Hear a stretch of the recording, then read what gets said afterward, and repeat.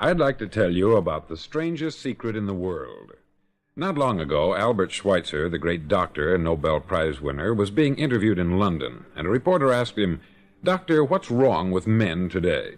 The great doctor was silent a moment, and then he said, "Men simply don't think." And it's about this that I want to talk with you. We live today in a golden age. This is an era that man has looked forward, dreamed of, and worked toward for thousands of years. But since it's here, we pretty well take it for granted. We in America are particularly fortunate to live in the richest land that ever existed on the face of the earth, a land of abundant opportunity for everyone. But do you know what happens? Let's take 100 men who start even at the age of 25. Do you have any idea what will happen to those men by the time they're 65? These 100 men who all start even at the age of 25 believe they're going to be successful. If you asked any one of these men if he wanted to be a success, he'd tell you that he did. And you'd notice that he was eager toward life, that there was a certain sparkle to his eye, an erectness to his carriage, and life seemed like a pretty interesting adventure to him. But by the time they're 65, 1 will be rich, 4 will be financially independent, 5 will still be working, 54 will be broke. Now think a moment. Out of the 100, only 5 make the grade. Why do so many fail? What has happened to the sparkle that was there when they were 25? What's become of the dreams, the hopes, the plans? And why is there such a large disparity between what these men intended to do and what they actually accomplished? When we say about 5% achieve success, we have to define success. And here's the definition. Success is the progressive realization of a worthy ideal. If a man is working toward a predetermined goal and knows where he's going, that man is a success. If he's not doing that, he's a failure. Success is the progressive realization of a worthy ideal.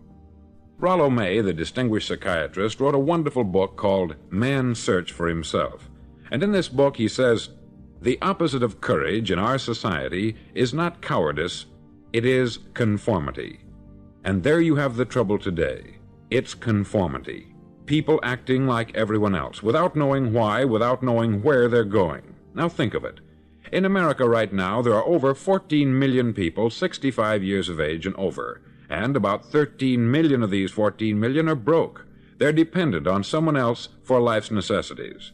Now, we learn to read by the time we're 7. We learn to make a living by the time we're 25. Usually, by that time, we're not only making a living, we're supporting a family.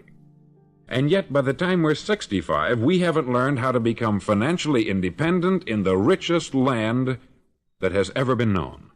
Why? We conform. And the trouble is that we're acting like the wrong percentage group, the 95% who don't succeed. Now, why do these people conform? Well, they don't know, really. These people believe that their lives are shaped by circumstances, by things that happen to them, by exterior forces. They're outer-directed people. A survey was made one time that covered a lot of men, working men, and these men were asked this question: why do you work? Why do you get up in the morning? 19 out of 20 had no idea. If you ask them, they'll say, everyone goes to work in the morning. And that's the reason they do it, because everyone else is doing it. Now let's get back to our definition of success. Who succeeds? The only man who succeeds is the man who is progressively realizing a worthy ideal. He's the man who says, I'm going to become this, and then begins to work toward that goal. I'll tell you who the successful people are. A success is the school teacher who's teaching school because that's what she wanted to do. The success is the woman who's a wife and mother because she wanted to become a wife and mother and is doing a good job of it. The success is the man who runs the corner gas station because that's what he wanted to do. The success is the successful salesman who wants to become a top-notch salesman and grow and build with his organization. A success is anyone who is doing deliberately a predetermined job because that's what he decided to do deliberately. But only 1 out of 20 does that. That's why today there isn't really any competition, unless we make it for ourselves. Instead of competing, all we have to do is create.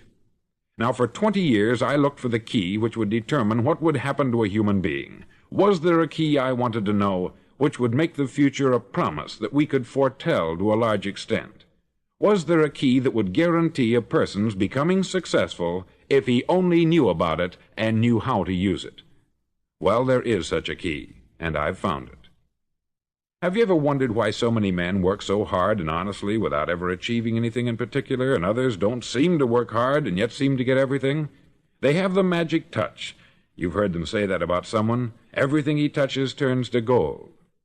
And have you ever noticed that a man who becomes successful tends to continue to become successful, and on the other hand, have you noticed how a man who is a failure tends to continue to fail? It's because of goals. Some of us have them, some don't. People with goals succeed because they know where they're going. Now think of a ship leaving a harbor, and think of it with the complete voyage mapped out and planned. The captain and crew know exactly where it's going and how long it will take. It has a definite goal. 9,999 times out of 10,000 it will get to where it started out to get. Now let's take another ship, just like the first, only let's not put a crew on it, or a captain at the helm. Let's give it no aiming point, no goal, no destination.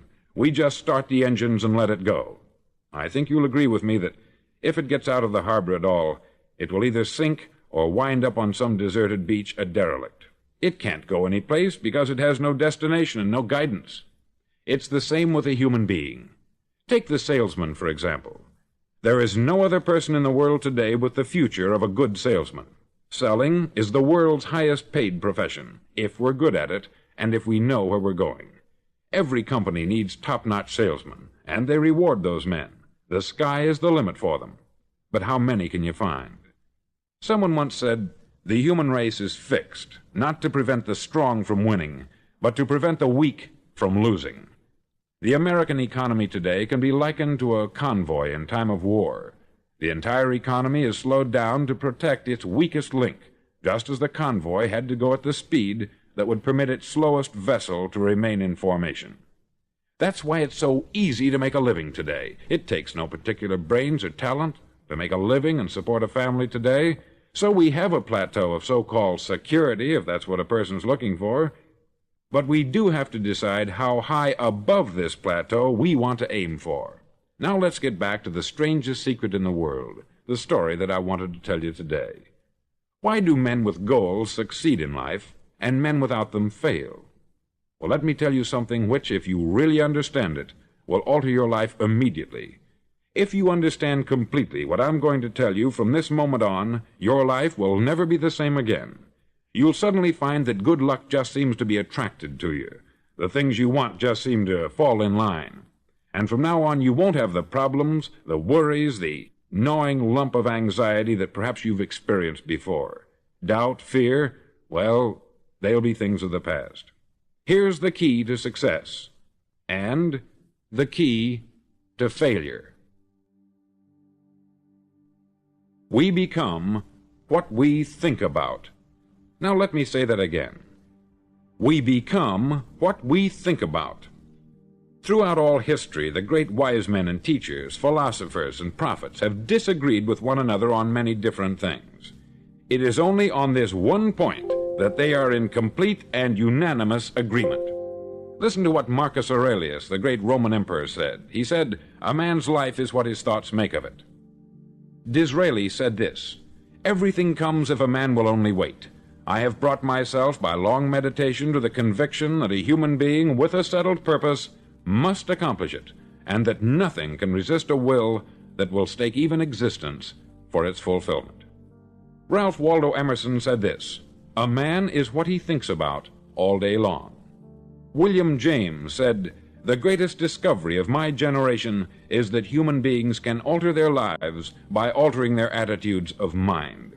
And he also said, "We need only in cold blood act as if the thing in question were real, and it will become infallibly real by growing into such a connection with our life that it will become real. It will become so knit with habit and emotion that our interest in it will be those which characterize belief." He also said this, "If you only care enough for a result, you will almost certainly attain it. If you wish to be rich, you will be rich. If you wish to be learned, you will be learned. If you wish to be good, you will be good.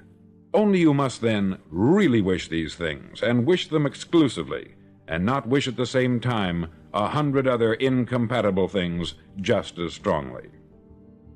In the Bible you read, in Mark 9:23, "If thou canst believe, all things are possible to him that believeth."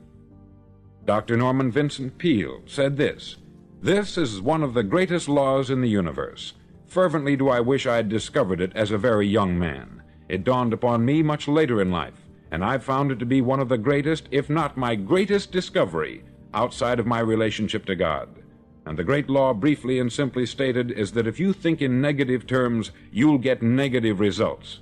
If you think in positive terms, you will achieve positive results. That is the simple fact which is at the basis of an astonishing law of prosperity and success. In 3 words, believe and succeed." William Shakespeare put it this way, "Our doubts are traitors, and make us lose the good we oft might win, by fearing to attempt." George Bernard Shaw said, "People are always blaming their circumstances for what they are. I don't believe in circumstances. The people who get on in this world are the people who get up and look for the circumstances they want, and if they can't find them, make them." Well, it's pretty apparent, isn't it? And every person who discovered this for a while believed that he was the first one to work it out. We become what we think about. Now, it stands to reason that a person who's thinking about a concrete and worthwhile goal is going to reach it, because that's what he's thinking about. And we become what we think about. Conversely, the man who has no goal, who doesn't know where he's going, and whose thoughts must therefore be thoughts of confusion and anxiety and fear and worry, becomes what he thinks about. His life becomes one of frustration, fear, anxiety, and worry. And if he thinks about nothing, he becomes nothing. Now, how does it work? Why do we become what we think about? Well, I'll tell you how it works as far as we know. Now, to do this, I want to tell you about a situation that parallels the human mind. Suppose a farmer has some land, and it's good, fertile land. Now, the land gives the farmer a choice. He may plant in that land whatever he chooses. The land doesn't care. It's up to the farmer to make the decision. Now, remember, we're comparing the human mind with the land, because the mind, like the land, doesn't care what you plant in it. It will return what you plant, but it doesn't care what you plant. Now, let's say that the farmer has 2 seeds in his hand. One is a seed of corn, the other is nightshade, a deadly poison. He digs 2 little holes in the earth, and he plants both seeds, one corn, the other nightshade. He covers up the holes, waters, and takes care of the land, and what will happen? Invariably, the land will return what is planted. As it's written in the Bible, "As ye sow, so shall ye reap." Remember, the land doesn't care. It will return poison in just as wonderful abundance as it will corn. So up come the 2 plants, one corn, one poison. Now, the human mind is far more fertile, far more incredible and mysterious than the land, but it works the same way. It doesn't care what we plant. Success, failure. A concrete, worthwhile goal, or confusion, misunderstanding, fear, anxiety, and so on. But what we plant, it will return to us. You see, the human mind is the last great unexplored continent on the earth. It contains riches beyond our wildest dreams. It will return anything we want to plant. Now, you might say, well, if that's true, why don't people use their minds more? Well, I think they've figured out an answer to that, too. Our mind comes as standard equipment at birth. It's free, and things that are given to us for nothing we place little value on. Things that we pay money for, we value. The paradox is that exactly the reverse is true. Everything that's really worthwhile in life came to us free. Our mind, our soul, our body, our hopes, our dreams, our ambitions, our intelligence, our love of family and children and friends. All these priceless possessions are free, but the things that cost us money are actually very cheap and can be replaced at any time. A good man can be completely wiped out and make another fortune. He can do that several times. Even if our home burns down, we can rebuild it, but the things we got for nothing, we can never replace. The human mind isn't used merely because we take it for granted. Familiarity breeds contempt. It can do any kind of job we assign to it, but generally speaking, we use it for little jobs instead of big important ones. Universities have proved that most of us are operating on about 10% of our abilities. Decide now. What is it you want? Plant your goal in your mind. It's the most important decision you'll ever make in your entire life. Do you want to be an outstanding salesman, a better worker at your particular job? Do you want to go places in your company, in your community? All you've got to do is plant that seed in your mind. Care for it. Work steadily toward your goal, and it will become a reality. It not only will, there's no way that it cannot. You see, that is a law, like the laws of Sir Isaac Newton, the laws of gravity. If you get on top of a building and jump off, you'll always go down. You'll never go up. And it's the same with all the other laws of nature. They always work. They're inflexible. Think about your goal in a relaxed, positive way. Picture yourself in your mind's eye as having already achieved this goal. See yourself doing the things you will be doing when you've reached your goal. Ours has been called the phenobarbital age, the age of ulcers and nervous breakdowns. At a time when medical research has raised us to a new plateau of good health and longevity, far too many of us worry ourselves into an early grave trying to cope with things in our own little personal ways, without learning a few great laws that will take care of everything for us. These things we bring on ourselves through our habitual way of thinking. Every one of us is the sum total of his own thoughts. He is where he is because that is exactly where he really wants to be, whether he'll admit that or not. Each of us must live off the fruit of his thoughts in the future, because what you think today and tomorrow, next month and next year, will mold your life and determine your future. You're guided by your mind. I remember one time I was driving through Arizona, and I saw one of those giant earth-moving machines roaring along the road at about 35 miles an hour with what looked like 20 tons of dirt in it, a tremendous, incredible machine, and there was a little man perched way up on top with the wheel in his hands guiding it. And as I drove along, I was struck by the similarity of that machine to the human mind. Just suppose you're sitting at the controls of such a vast source of energy. Are you going to sit back and fold your arms and let it run itself into a ditch? Or are you going to keep both hands firmly on the wheel and control and direct this power to a specific, worthwhile purpose? It's up to you. You're in the driver's seat. You see, the very law that gives us success is a two-edged sword. We must control our thinking. The same rule that can lead a man to a life of success, wealth, happiness, and all the things he's ever dreamed of for himself and his family, that very same law can lead him into the gutter. It's all in how he uses it, for good or for bad. This is the strangest secret in the world. Now, why do I say it's strange, and why do I call it a secret? Actually, it isn't a secret at all. It was first promulgated by some of the earliest wise men, and it appears again and again throughout the Bible. But very few people have learned it, understand it. That's why it's strange, and why, for some equally strange reason, it virtually remains a secret.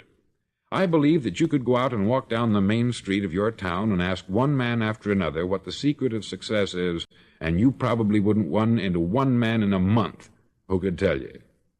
Now, this information is enormously valuable to us, if we really understand it and apply it. It's valuable to us not only for our own lives, but the lives of those around us, our family, employees, associates, and friends. Life should be an exciting adventure. It should never be a bore. A man should live fully, be alive. He should be glad to get out of bed in the morning. He should be doing a job he likes to do because he does it well. One time I heard Grove Patterson make a speech, the editor-in-chief of the Toledo Daily Blade, and as he concluded his speech, he said something that I've never forgotten. He said something like this: "My years in the newspaper business have convinced me of several things, among them that people are basically good, and that we came from someplace, and we're going someplace. So we should make our time here an exciting adventure. The architect of the universe didn't build a stairway leading nowhere. And the greatest teacher of all, the carpenter from the plains of Galilee, gave us the secret time and time again. As ye believe, so shall it be done unto you."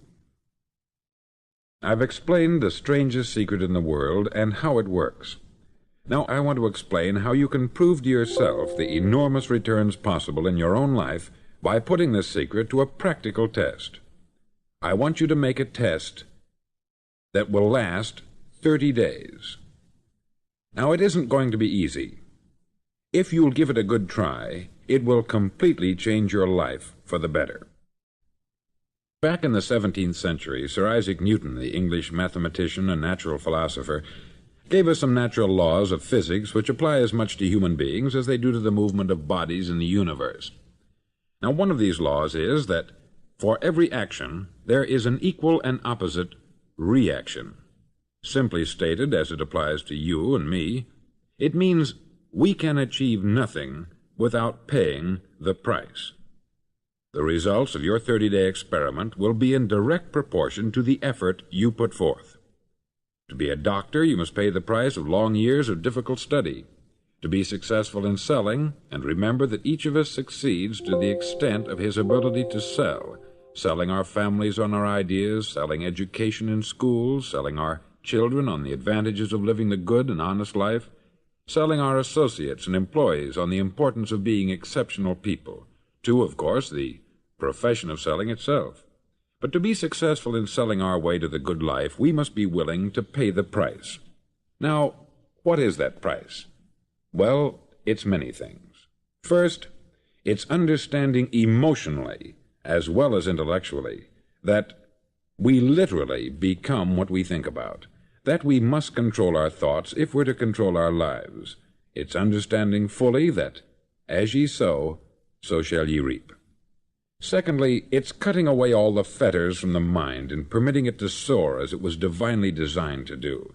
It's the realization that your limitations are self-imposed, and that the opportunities for you today are enormous beyond belief. It's rising above narrow-minded pettiness and prejudice. Thirdly, to use all your courage to force yourself to think positively on your own problem, to set a definite and clearly defined goal for yourself, to let your marvelous mind think about your goal from all possible angles, to let your imagination speculate freely upon many different possible solutions, to refuse to believe there are any circumstances sufficiently strong to defeat you in the accomplishment of your purpose, to act promptly and decisively when your course is clear, and to keep constantly aware of the fact that you are, at this moment, standing in the middle of your own acre of diamonds, as Russell Conwell used to point out. Fourth, save at least 10% of what you earn.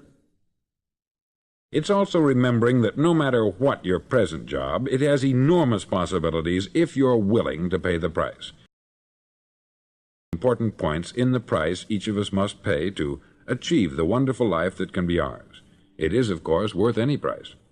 1, you will become what you think about. 2, remember the word imagination. Let your mind soar. 3, courage. Concentrate on your goal every day. 4, save 10% of what you earn. And action. Ideas are worthless unless we act on them. Now I'll try to outline the 30-day test I want you to make. Now keep in mind that you have nothing to lose by making this test, and everything you could possibly want to gain. There are 2 things that may be said of everyone. Each of us wants something, and each of us is afraid of something. I want you to write on a card what it is you want more than anything else. It may be more money. Perhaps you'd like to double your income or make a specific amount of money. It may be a beautiful home. It may be success at your job. It may be a particular position in life. It could be a more harmonious family. Each of us wants something. Write down on your card specifically what it is that you want. Make sure it's a single goal and clearly defined. You needn't show it to anyone, but carry it with you so that you can look at it several times a day. Think about it in a cheerful, relaxed, positive way each morning when you get up, and immediately you have something to work for, something to get out of bed for, something to live for. Look at it every chance you get during the day and just before going to bed at night. As you look at it, remember that you must become what you think about, and since you're thinking about your goal, You realize that soon it will be yours. In fact, it's yours really the moment you write it down and begin to think about it. Look at the abundance all around you as you go about your daily business. You have as much right to this abundance as any other living creature. It's yours for the asking. Now we come to the difficult part. Difficult because it means the formation of what is probably a brand new habit, and new habits are not easily formed. Once formed, however, it'll follow you for the rest of your life. Stop thinking about what it is you fear. Each time a fearful or negative thought comes into your consciousness, replace it with a mental picture of your positive and worthwhile goal. There will come times when you will feel like giving up. It's easier for a human being to think negatively than positively. That's why only 5% is successful. You must begin now to place yourself in that group. For 30 days, you must take control of your mind. It will think only about what you permit it to think. Each day for this 30-day test, do more than you have to do. In addition to maintaining a cheerful, positive outlook, give of yourself more than you've ever done before. Do this knowing that your returns in life must be in direct proportion to what you give. The moment you decide on a goal to work toward, you're immediately a successful person. You're then in that rare and successful category of people who know where they're going. Out of every 100 people, you belong to the top 5. Don't concern yourself too much with how you're going to achieve your goal. Leave that completely to a power greater than yourself. All you have to do is know where you're going. The answers will come to you of their own accord. Remember these words from the Sermon on the Mount, and remember them well. Keep them constantly before you this month of your test. Ask, and it shall be given you. Seek, and ye shall find. Knock, and it shall be opened unto you. For every one that asketh receiveth, and he that seeketh findeth, and to him that knocketh it shall be opened. It's as marvelous and as simple as that. In fact, it's so simple that in our seemingly complicated world it's difficult for an adult to understand that all he needs is a purpose and faith. For 30 days, do your best. If you're a salesman, go at it as you've never done before, not in hectic fashion, but with the calm, cheerful assurance that time well spent will give you the abundance in return you deserve and want. No matter what your job, do it as you've never done it before for 30 days. And if you've kept your goal before you every day, you'll wonder and marvel at this new life you've found. Dorothea Brand, outstanding editor and writer, discovered it for herself and tells about it in her fine book, Wake Up and Live. Her entire philosophy is reduced to the words, act as though it were impossible to fail. She made her own test with sincerity and faith, and her entire life was changed to one of overwhelming success. Now you make your test for 30 full days. Don't start your test until you've made up your mind to stick with it. You see, by being persistent, you're demonstrating faith. Persistence is simply another word for faith.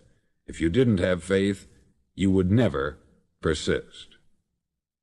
If you should fail during your first 30 days, by that I mean suddenly find yourself overwhelmed by negative thoughts, you've got to start over again from that point and go 30 more days. Gradually your new habit will form until you find yourself one of that wonderful minority to whom virtually nothing is impossible. Don't forget the card. It's vitally important as you begin this new way of living. On one side of the card, write your goal, whatever it may be. On the other side, write the words we've quoted from the Sermon on the Mount. Ask, and it shall be given you.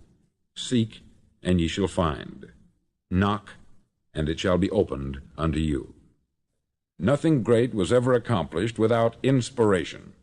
See that during these crucial first 30 days, your own inspiration is kept at a peak. Above all, don't worry. Worry brings fear, and fear is crippling. The only thing that can cause you to worry during your test is trying to do it all yourself. Know that all you have to do is hold your goal before you. Everything else will take care of itself. Remember also to keep calm and cheerful. Don't let petty things annoy you and get you off course. Now, since making this test is difficult, some may say, well, why should I bother? Well, look at the alternative. No one wants to be a failure. No one really wants to be a mediocre individual. No one wants a life constantly filled with worry, fear, and frustration. Therefore, remember that you must reap that which you sow. If you sow negative thoughts, your life will be filled with negative things. If you sow positive thoughts, your life will be cheerful, successful, and positive. Now, gradually, you will have a tendency to forget what you've heard on this record. Play it often. Keep reminding yourself of what you must do to form this new habit. Gather your whole family about and listen to what's been said here at regular intervals. You know, most men will tell you that they want to make money without understanding the law. The only people who make money work in the mint. The rest of us must earn money. This is what causes those who keep looking for something for nothing or a free ride to fail in life. The only way to earn money is by providing people with services or products which are needed and useful. We exchange our product or service for the other man's money. Therefore, the law is that our financial return will be in direct proportion to our service. Success is not the result of making money. Making money is the result of success, and success is in direct proportion to our service. Most people have this law backwards. They believe that you're successful if you earn a lot of money. The truth is that you can only earn money after you're successful. It's like the story of the man who sat in front of the stove and said to it, "Give me heat, and then I'll add the wood." How many men and women do you know, or do you suppose there are today, who take the same attitude toward life? There are millions. We've got to put the fuel in before we can expect heat. Likewise, we've got to be of service first before we can expect money. Don't concern yourself with the money. Be of service. Build, work, dream, create. Do this, and you'll find there's no limit to the prosperity and abundance that will come to you.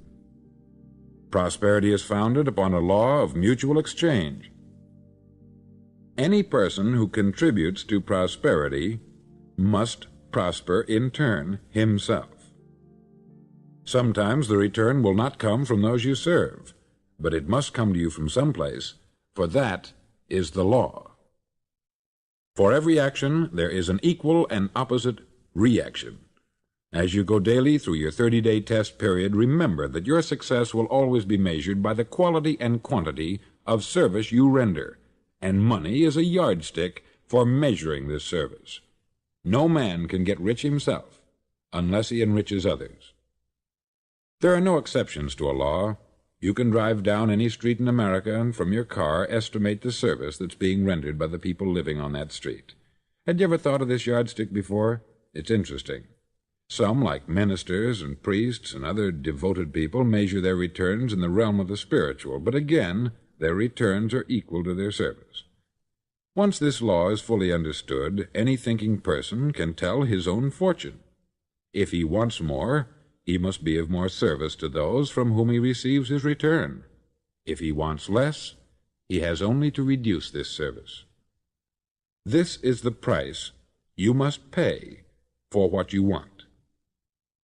If you believe you can enrich yourself by deluding others, you can only end by deluding yourself.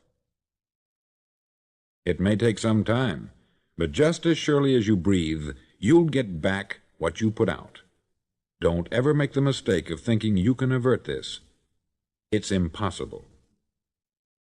The prisons and the streets where the lonely walk are filled with people who tried to make new laws just for themselves. We may avoid the laws of man, but there are greater laws that cannot be broken.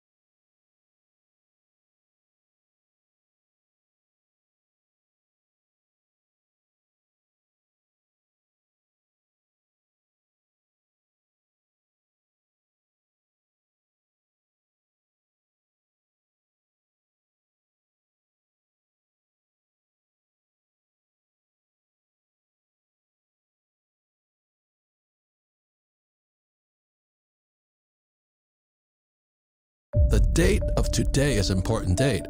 And the reason that's important is just yesterday at Davos, Switzerland, the IMF stood up and said the world economy is hitting into the worst economic headwinds since World War II, the worst. And that's why it could be bad news, but depending on how you look at it, it could be very good news. This is about as macro an environment as I've ever seen, and I think most people's read on it is probably wrong right now. I'm going to take you through a history lesson, Good. And then we'll get to today. That's and macro. I'll tell you why I'm concerned. Yeah. So why World War II? World War II was a fascinating period because, like COVID, the entire world had basically been stuck at home or been on battlefields. Everyone came back, there was no supply of commodities and goods.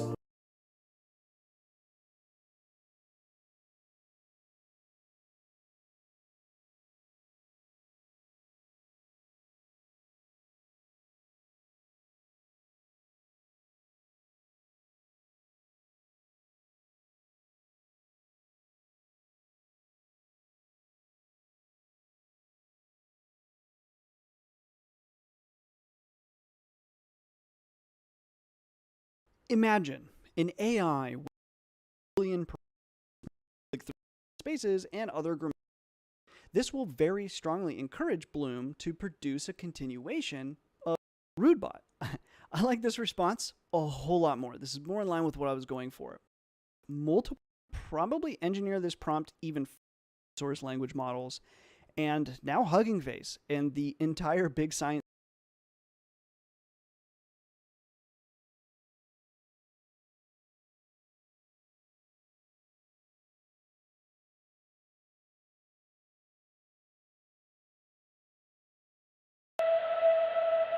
of personal development and personal growth. That was what my teacher shared with me that changed my life, starting a few steps from here at that convention. I'm telling you, for things to get better, you got to get better. Why do some people do so well in life, while so many more do not? And the first thing let's talk about is the magic word. The experts call it the most important word as far as the results we get from life are concerned in this or any other language. And that word is attitude. It is our attitude toward life which will determine life's attitude toward us. Let's face the fact honestly that we shape our own lives, and the shapes of them will be determined by our attitudes. A person with a poor attitude toward learning, for example, isn't going to learn much until he changes his attitude. If we take the attitude that we cannot do something, we generally will not do it. An attitude of failure, and we're whipped before we start. So we know then that what we receive from life, what we accomplish or fail to accomplish, is due in large measure to our overall attitude. William James of Harvard University put it this way: "The greatest discovery of my generation is that human beings can alter their lives by altering their attitudes of mind." And isn't it wonderful that we have this measure of control? Before we start talking about our attitude toward the world, let's talk about our attitude toward ourselves, since it is the attitude we take toward ourselves which determines our attitude toward the world. Now, right here we come to a rather strange fact.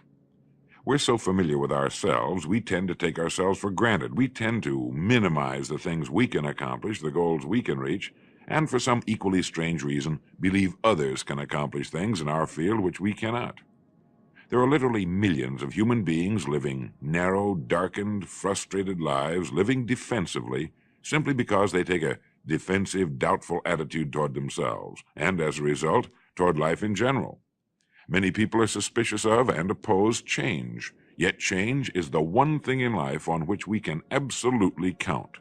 People who stay young all the years of their lives not only welcome change, but see it for what it really is, new opportunity, new chances for further fulfillment. Attitude is a reflection, a result of a person's will. It is incalculably powerful. It can bring about marvelous results for us, but we need to train it patiently, day by day. Now let's talk about the attitudes of people who are successful, the top 5% of the people who go sailing through life from one success to another and who, even when they fail at something, shrug it off and head right out again.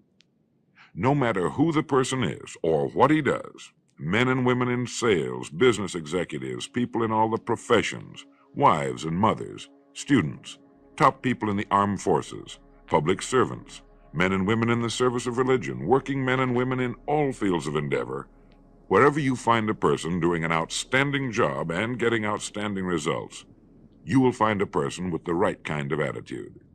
These people take the attitude toward themselves that they can accomplish what they set out to accomplish, that there's no good reason on earth why they can't be competent, successful. They have a healthy attitude toward themselves and, as a result, toward life and the things they want to accomplish. And because of this, they achieve some remarkable things, and they come to be called successful, outstanding, brilliant, lucky, and a lot of other things. They're quite frequently no more brilliant or outstanding than the majority of the people by whom they're surrounded. But they did develop the right attitude, and they found their accomplishments not too difficult, and many times surprisingly easy, simply because it seems that so few are really trying, really believe in themselves. Successful people come in all shapes and sizes and in widely varying degrees of intelligence, background, and so on. But they all have one thing in common. They expect more good out of life than bad. They expect to succeed more than they fail.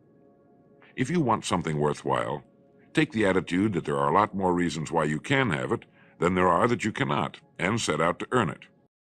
Go after it, work at it, ask for it, and 9 times out of 10, you'll get it.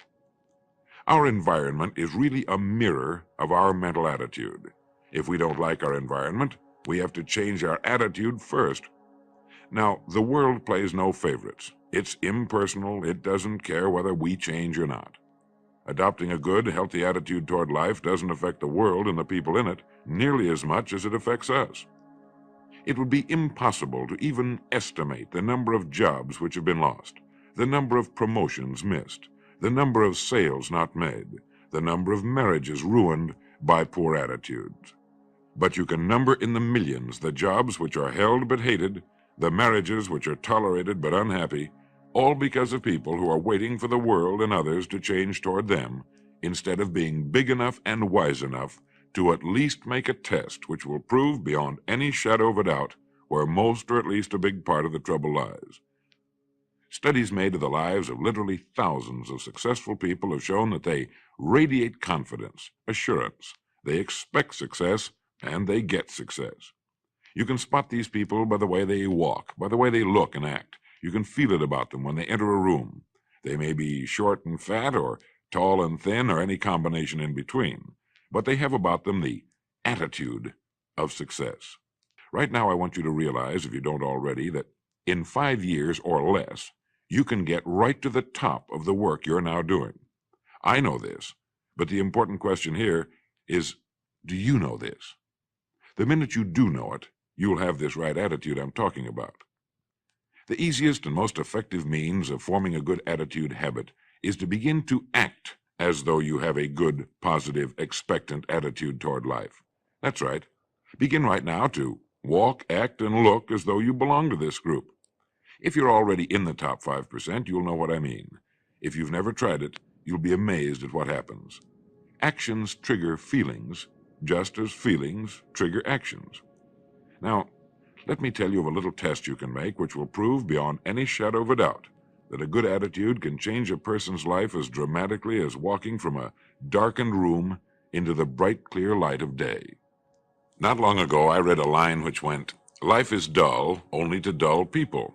This is true, but it also could have read, "Life is interesting only to interesting people," or "Life is successful only to successful people." And what I'm trying to say is that you must first become, mentally, from an attitude standpoint, that which you wish to achieve. A famous restaurateur was being interviewed by a reporter who asked, "When did you become successful?" He replied, "I was successful when I was sleeping on park benches, because I knew what I wanted to do and that I would do it." In short, his attitude had been one of success, of expecting success long before the material, the tangible rewards of success had been earned. We'll get into this particular phase of Lead the Field in record number 3, A Worthy Destination. But for now, remember that a person must act, look, and because of these things, feel successful before the success he seeks can come. Chances are all lucky. All kinds of good and wonderful things seem to happen to them, and they give the impression of happily sailing through life, having a wonderful time, and getting more accomplished in a year than most people do in 5. This has been figured out fairly scientifically, and if anyone will conscientiously go about the test I'm going to recommend, and stay with it every day for the next 30 days without fail, that person can join this small, happy, and extremely productive group of people. He'll find himself becoming lucky, as they say, and most of his problems will pretty well take care of themselves. Of this you can be sure. The results will be nothing short of amazing. Now, it makes no difference how good a person's attitude has been in the past. Anything can be improved upon, and it's the small refinements upon something already good that makes it great. So here's the test. For the next 30 days, act toward the world, everything and everyone with whom you come in contact, with the attitude which represents the kind of results you want to achieve. That is, if the result you want is more success in what you're doing, act as though you are already in possession of the success you seek. If you want others to treat you with admiration and respect, treat others with admiration and respect first. Have you ever stopped to think of this? Every human being on earth is the most important human being on earth as far as he or she is concerned. You may never get anyone to admit it, but it's a fact. So for the next 30 days, treat every person with whom you come in contact as the most important person on earth, remembering as you do so that as far as that person is concerned, he is. Now, the reason I say treat everyone in this fashion is mainly because this is the way human beings ought to treat each other, and because it will help you form a habit that will bring you amazing and delightful results for the rest of your life. Have you ever noticed that the higher you go in any organization of value, the nicer the people seem to become? You see, the bigger the person, the easier it is to talk to him, to get along with him, to do business with him. Do you know why? It's because he's got a good attitude, and people with the best attitudes just naturally gravitate toward the top. So for 30 days, act toward others and the world at large in exactly the same manner you want the world and others to act toward you. Treat your wife or husband as the person he or she really is, the most important person in your life. And the same with the children. Carry out into the world each morning for 30 days the kind of attitude you would have if you were the most successful human being on earth. And notice how it quickly develops into an habitual attitude. When a person does this, he should realize he has already placed himself on the road to what he seeks.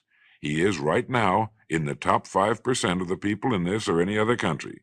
He has prepared the ground and planted the seed. He has made of himself a magnet, an embodiment of that which he seeks. Before metal can be cast into a desired shape, the mold, the expectant receptacle, must first be fashioned. Before a building can be erected, the excavation must be made and the foundation laid.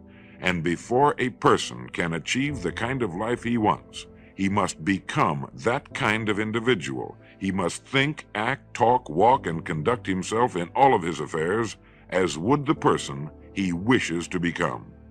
He is then actually that person, and the things that person would have and do will naturally come to him. Almost immediately, a change will be noticed. Irritations that used to frustrate and annoy disappear. When some less informed individual gives you a bad time, stay on the track. When someone cuts in front of you with his car or acts in any other manner that shows his ignorance and lack of courtesy, don't permit yourself to drop to his level. Pity him, for that's what he really deserves. That's the very group a person doesn't want to belong to. And if he acts like them, well, let's face it, he belongs with them. There's nothing in the world that men, women, and children want and need more than the feeling that they're important, that they're needed and respected. They will give their love, their affection, their respect, and their business to the person who fills this need. So the magic word is attitude. And in summing up, a few points to keep in mind. 1. It is our attitude at the beginning of a task which, more than anything else, will affect its successful outcome. 2. It is our attitude toward life which determines life's attitude toward us. 3. We are interdependent. It is impossible to succeed without others, and it is our attitude toward others which will determine their attitude toward us. 4. Before a person can achieve the kind of life he wants, he must become that kind of individual. He must think, act, talk, walk, and conduct himself in all of his affairs as would the person he wishes to become. 5. The higher you go in any organization of value, the better will be the attitude you'll find. 6. Your mind can hold only one thought at a time, and since there's nothing at all to be gained by being negative, be positive. 7. The deepest craving of human beings is to be needed, to feel important, to be appreciated. Give it to them, and they'll return it to you. 8. Look for the best in new ideas. As someone said, I've never met a person I couldn't learn something from. 9. Don't waste valuable time broadcasting personal problems. It probably won't help you. It cannot help others. 10. Don't talk about your health unless it's good. 11. Radiate the attitude of well-being, of confidence, of a person who knows where he's going. This will inspire those around you, and you'll find good things will begin happening to you. And 12, lastly, for the next 30 days, treat everyone with whom you come in contact as the most important person on earth. If you'll do this for 30 days, you'll do it for the rest of your life. Remember the words of Walter Dill Scott of Northwestern University. Success or failure in any undertaking is caused more by the mental attitude even than by mental capacities. Thank you.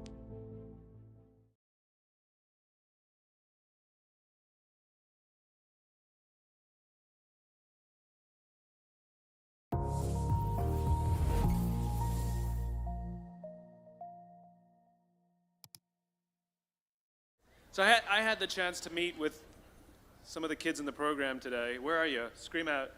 There you go. I love those kids. And so what I thought I would do, because they gave me a little bit of time to say whatever I want, is offer you a little bit of some observations for your future. I have 5 little rules that you can follow as you find your spark and bring your spark to life. The first is to go after the things that you want. Let me tell you a story. So a friend of mine and I, we went for a run in Central Park. The Roadrunners organization, on the weekends, they host races. And it's very common at the end of the race, they'll have a sponsor who will give away something, apples or bagels or something. And on this particular day, when we got to the end of the run, there were some free bagels. And they had picnic tables set up, and on one side was a group of volunteers. On the table were boxes of bagels, and on the other side was a long line of runners waiting to get their free bagel. So I said to my friend, let's get a bagel. And he looked at me and said, the line's too long. And I said, free bagel. And he said, I don't want to wait in line. And I was like, free bagel. And he says, nah, it's too long. And that's when I realized that there's 2 ways to see the world. Some people see the thing that they want, and some people see the thing that prevents them from getting the thing that they want. I could only see the bagels. He could only see the line. And so I walked up to the line. I leaned in between 2 people, put my hand in the box, and pulled out 2 bagels. And no one got mad at me, because the rule is you can go after whatever you want. You just cannot deny anyone else to go after whatever they want. Now, I had to sacrifice choice. I didn't get to choose which bagel I got. I got whatever I pulled out, but I didn't have to wait in line. So the point is you don't have to wait in line. You don't have to do it the way everybody else has done it. You can do it your way. You can break the rules. You just can't get in the way of somebody else getting what they want. That's rule number 1. Rule number 2. I like this one. In the 18th century, there was something that spread across Europe and eventually made its way to America called puerperal fever, also known as the Black Death of childbed. Basically what was happening is women were giving birth and they would die within 48 hours after giving birth. This Black Death of childbirth was the ravage of Europe, and it got worse and worse and worse over the course of over a century. In some hospitals, it was as high as 70% of women who gave birth who would die as a result of giving birth. But this was the Renaissance. This was the time of empirical data and science, and we had thrown away things like tradition and mysticism. These were men of science. These were doctors. And these doctors and men of science wanted to study and try and find the reason for this Black Death of childbed, and so they got to work studying, and they would study the corpses of the women who had died. And in the morning they would conduct autopsies, and then in the afternoon they would go and deliver babies and finish their rounds. And it wasn't until somewhere in the mid-1800s that Dr. Oliver Wendell Holmes, father of Supreme Court Justice Oliver Wendell Holmes, realized that all of these doctors who were conducting autopsies in the morning weren't washing their hands before they delivered babies in the afternoon. And he pointed it out and said, "Guys, you're the problem." And they ignored him and called him crazy for 30 years. Until finally somebody realized that if they simply washed their hands, it would go away. And that's exactly what happened. When they started sterilizing their instruments and washing their hands, the Black Death of childbed disappeared. My point is, the lesson here is, sometimes you're the problem. We've seen this happen all too recently with our new men of science and empirical studiers and these men of finance who are smarter than the rest of us until the thing collapsed. And they blamed everything else except themselves. And my point is take accountability for your actions. You can take all the credit in the world for the things that you do right, as long as you also take responsibility for the things you do wrong. It must be a balanced equation. You don't get it one way and not the other. You get to take credit when you also take accountability. That's lesson 2. Lesson 3, take care of each other. The United States Navy SEALs are perhaps the most elite warriors in the world. And one of the SEALs was asked, who makes it through the selection process? Who is able to become a SEAL? And his answer was, I can't tell you the kind of person that becomes a SEAL. I can't tell you the kind of person that makes it through BUD/S. But I can tell you the kind of people who don't become SEALs. He says the guys that show up with huge, bulging muscles, covered in tattoos, who want to prove to the world how tough they are, none of them make it through. He said the preening leaders who like to delegate all their responsibility and never do anything themselves, none of them make it through. He said the star college athletes who've never really been tested to the core of their being, none of them make it through. He says some of the guys that make it through are skinny and scrawny. He said some of the guys that make it through, you will see them shivering out of fear. He says, however, all the guys that make it through, when they find themselves physically spent, emotionally spent, when they have nothing left to give physically or emotionally, somehow, some way, they are able to find the energy to dig down deep inside themselves to find the energy to help the guy next to them. They become SEALs, he said. You want to be an elite warrior. It's not about how tough you are. It's not about how smart you are. It's not about how fast you are. If you want to be an elite warrior, you better get really, really good at helping the person to the left of you and helping the person to the right of you. Because that's how people advance in the world. The world is too dangerous and the world is too difficult for you to think that you can do these things alone. If you find your spark, I commend you. Now, who are you going to ask for help, and when are you going to accept help when it's offered? Learn that skill. Learn by practicing helping each other. It'll be the single most valuable thing you ever learn in your entire life. To accept help when it's offered and to ask for it when you know that you can't do it. The amazing thing is, when you learn to ask for help, you'll discover that there are people all around you who've always wanted to help you. They just didn't think you needed it because you kept pretending that you had everything under control.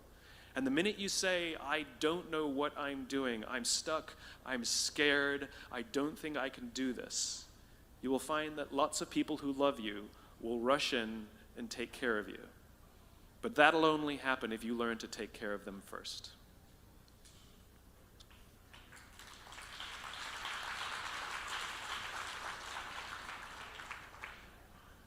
Lesson 4. Nelson Mandela is a particularly special case study in the leadership world because he is universally regarded as a great leader. You can take other personalities, and depending on the nation you go to, we have different opinions about other personalities. But Nelson Mandela, across the world, is universally regarded as a great leader. He was actually the son of a tribal chief. And he was asked one day, how did you learn to be a great leader? And he responded that he would go with his father to tribal meetings. And he remembers two things when his father would meet with other elders. One, they would always sit in a circle. And two, his father was always the last to speak. You will be told your whole life that you need to learn to listen. I would say that you need to learn to be the last to speak. I see it in boardrooms every day of the week. Even people who consider themselves good leaders, who may actually be decent leaders, will walk into a room and say, here's the problem, here's what I think, but I'm interested in your opinion, let's go around the room. It's too late. The skill to hold your opinions to yourself until everyone has spoken does two things. One, it gives everybody else the feeling that they have been heard. It gives everyone else the ability to feel that they have contributed. And two, you get the benefit of hearing what everybody else has to think before you render your opinion. The skill is really to keep your opinions to yourself. If you agree with somebody, don't nod yes. If you disagree with somebody, don't nod no. Simply sit there, take it all in, and the only thing you're allowed to do is ask questions so that you can understand what they mean and why they have the opinion that they have. You must understand from where they are speaking, why they have the opinion they have, not just what they are saying. And at the end, you will get your turn. It sounds easy, it's not. Practice being the last to speak. That's what Nelson Mandela did. Number 5. This is Monty Python. 1, 2, 5, 3. For all the other nerds in the audience. There's one. Number 5. My favorite one of all. True story. There was a former Undersecretary of Defense who was invited to give a speech at a large conference, about 1,000 people. And he was standing on the stage with his cup of coffee and a styrofoam cup, giving his prepared remarks with his PowerPoint behind him. And he took a sip of his coffee and he smiled and he looked down at the coffee. And then he went off script. And he said, you know, last year I spoke at this exact same conference. Last year I was still the undersecretary. And when I spoke here last year, they flew me here business class. And when I arrived at the airport, there was somebody waiting for me to take me to my hotel. And they took me to my hotel and they had already checked me in and they just took me up to my room. And the next morning I came downstairs and there was someone waiting in the lobby to greet me, and they drove me to this here same venue. They took me through the back entrance and took me into the green room and handed me a cup of coffee in a beautiful ceramic cup. He says, I'm no longer the undersecretary. I flew here coach. I took a taxi to my hotel and I checked myself in. When I came down the lobby this morning, I took another taxi to this venue. I came in the front door and found my way backstage, and when I asked someone, do you have any coffee? He pointed to the coffee machine in the corner, and I poured myself a cup of coffee into this here styrofoam cup. He says the lesson is, the ceramic cup was never meant for me. It was meant for the position I held. I deserve a styrofoam cup. Remember this. As you gain fame, as you gain fortune, as you gain position and seniority, people will treat you better. They will hold doors open for you. They will get you a cup of tea and coffee without you even asking. They will call you sir and ma'am, and they will give you stuff. None of that stuff is meant for you. That stuff is meant for the position you hold. It is meant for the level that you have achieved of leader or success or whatever you want to call it. But you will always deserve a styrofoam cup. Remember that. Remember that lesson of humility and gratitude. You can accept all the free stuff. You can accept all the perks. Absolutely, you can enjoy them. But just be grateful for them and know that they're not for you. I remember getting off the Acela. I took the Acela from New York to Washington, D.C., and I got off the train like everybody else, and I was walking down the platform like everyone else, and I walked past General Norty Schwartz, who used to be the Chief of Staff of the United States Air Force, the head of the Air Force. And here I did, you see a guy in a suit schlepping his own suitcase down the platform just like me. And just a couple months ago, he was flying on private jets and he had an entourage and other people carried his luggage. But he no longer held the position. And so now he got to drag his own suitcase. And never did it sort of remind me more that none of us deserve the perks that we get. We all deserve a styrofoam cup.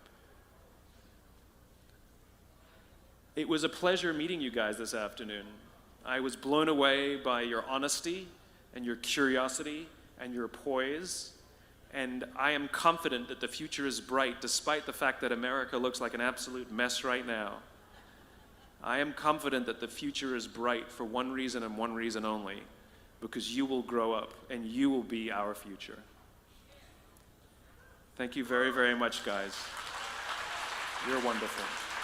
Thank you.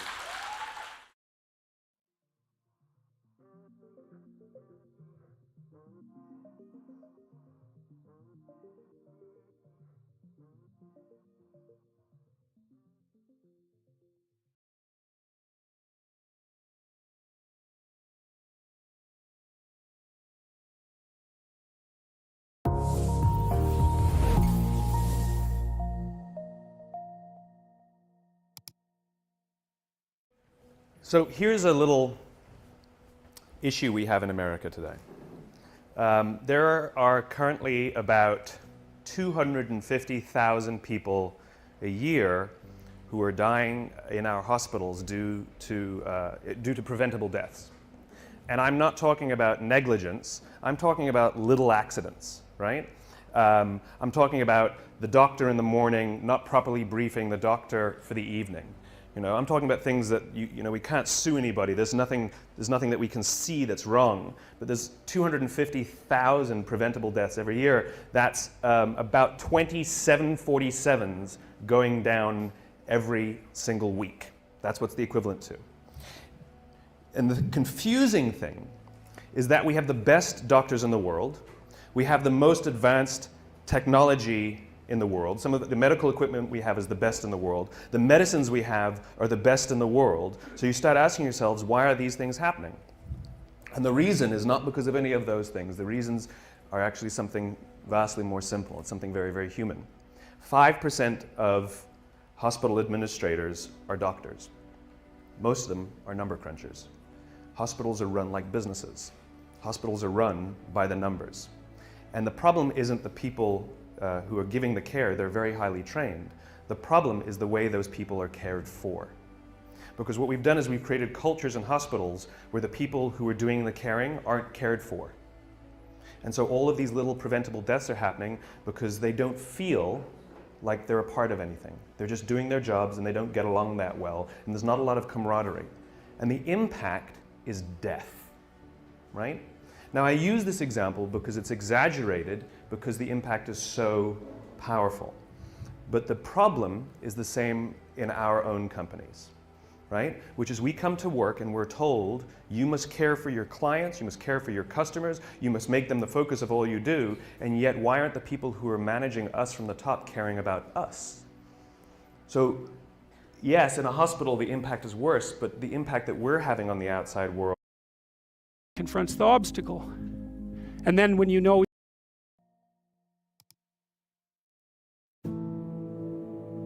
don't overestimate yourself, but don't underestimate who you could be.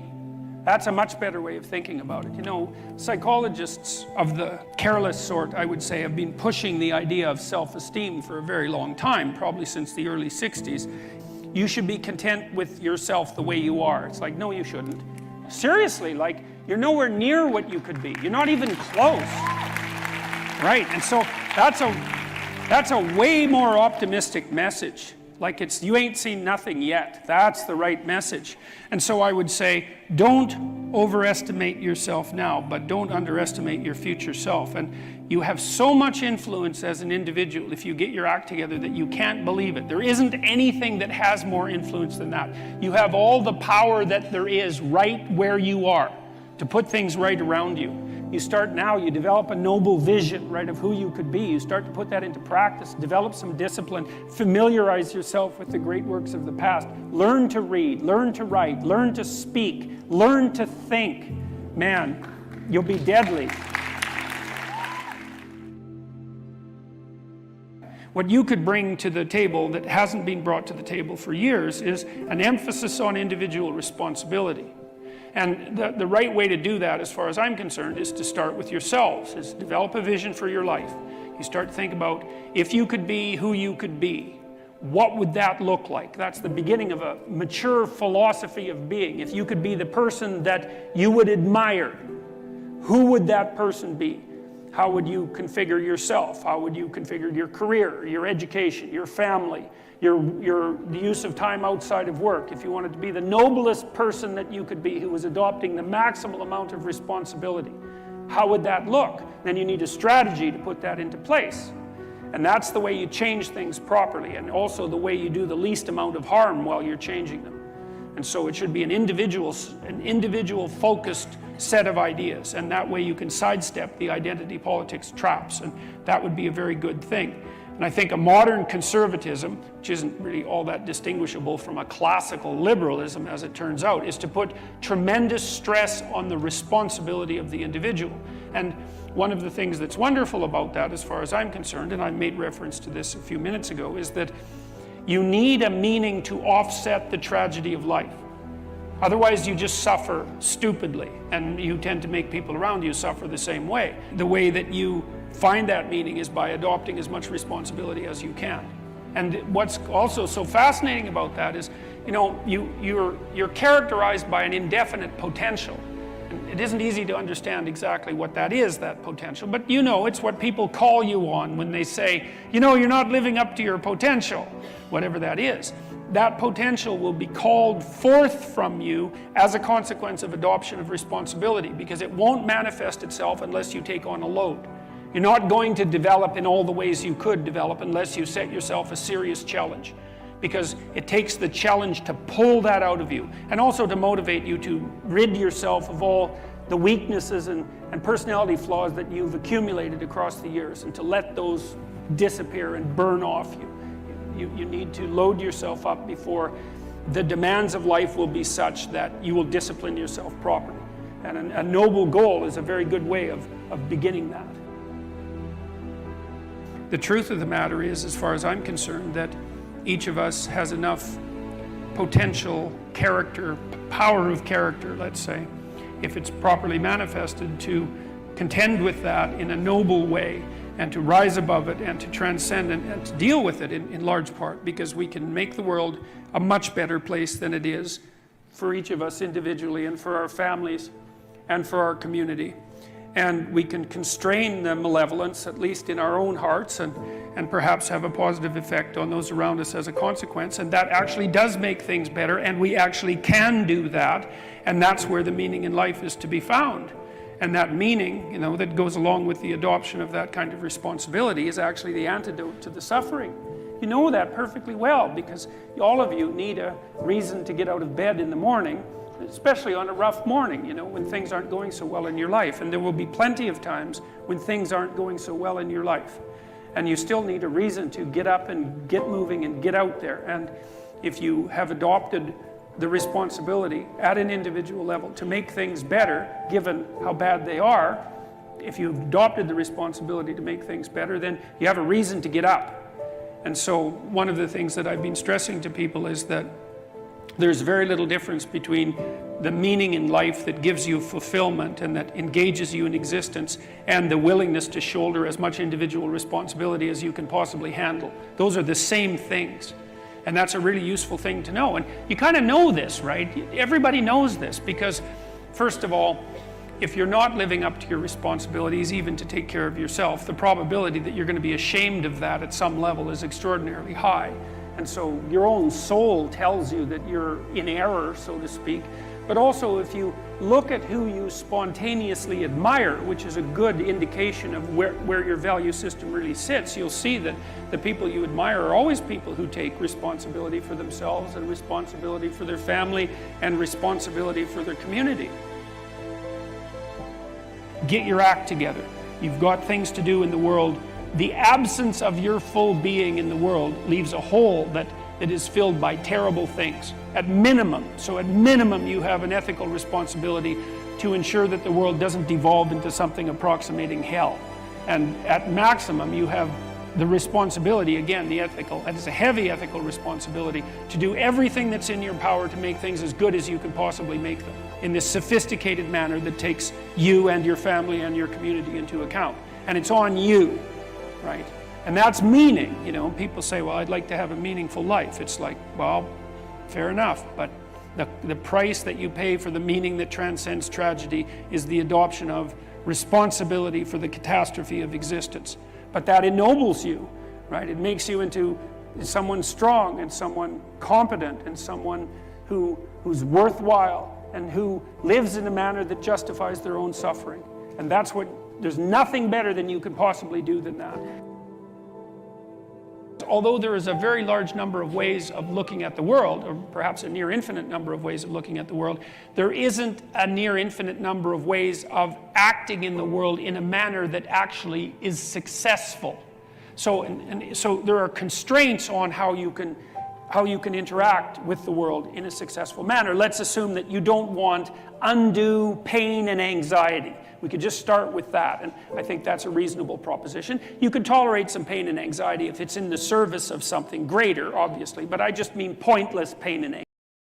Successful people are not people without problems. They have, as a rule, just as many problems and largely the same kind as everyone else.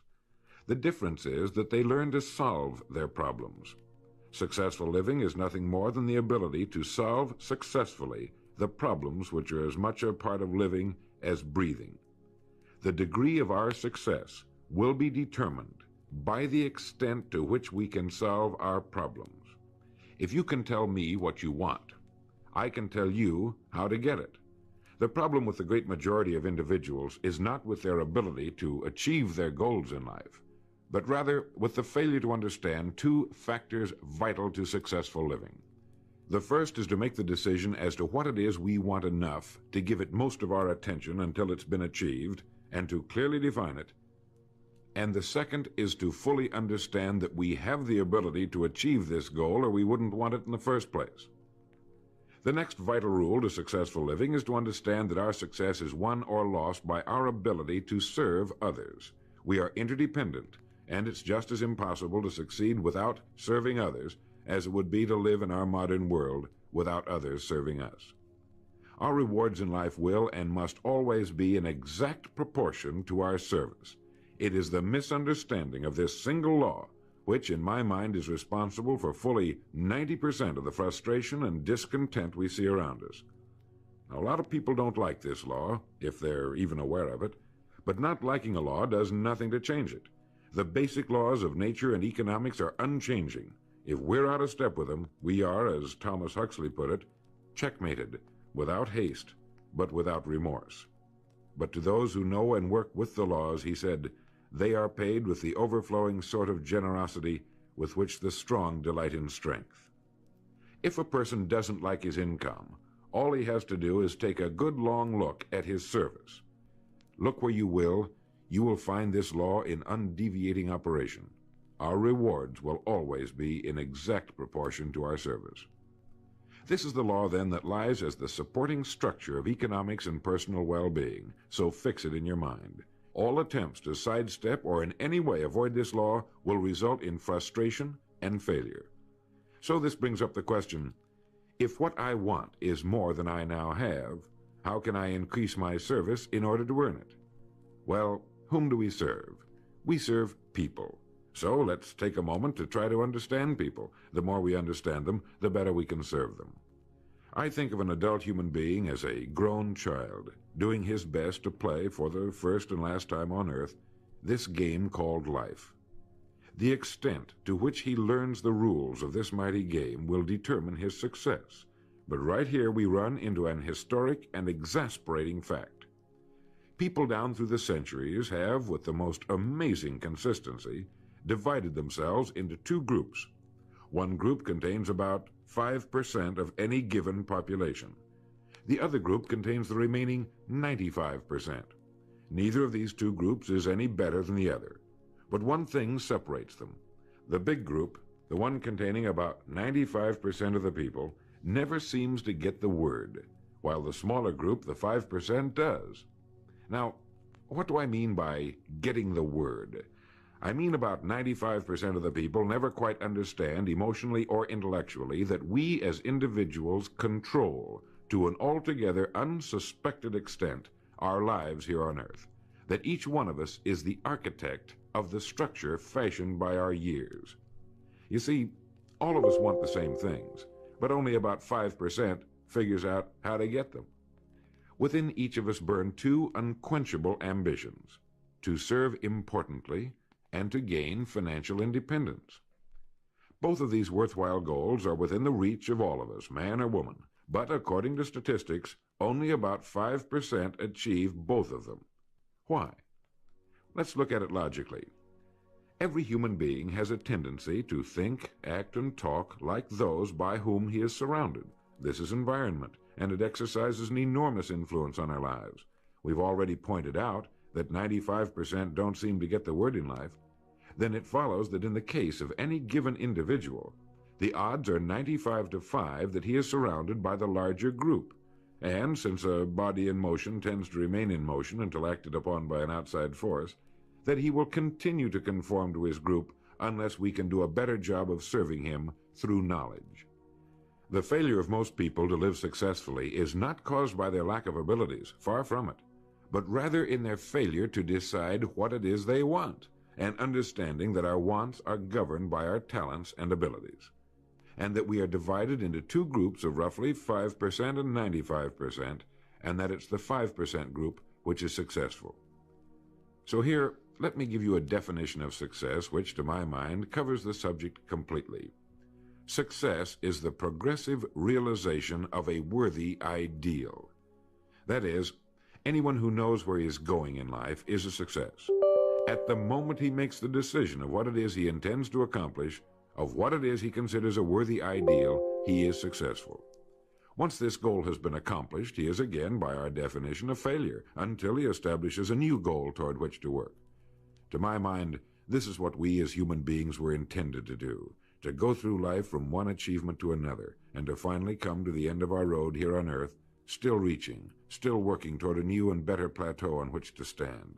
For this is to live and live completely, to know as much as we can know, to serve as much as we can serve, to accomplish as much as we can accomplish. Well, since success is the progressive realization of a worthy ideal, why are we faced with only 5% who can be called really successful? Because the best estimates available tell us that only about 5% will ever decide upon and define the one thing they want. One thing, because we can only do one thing at a time.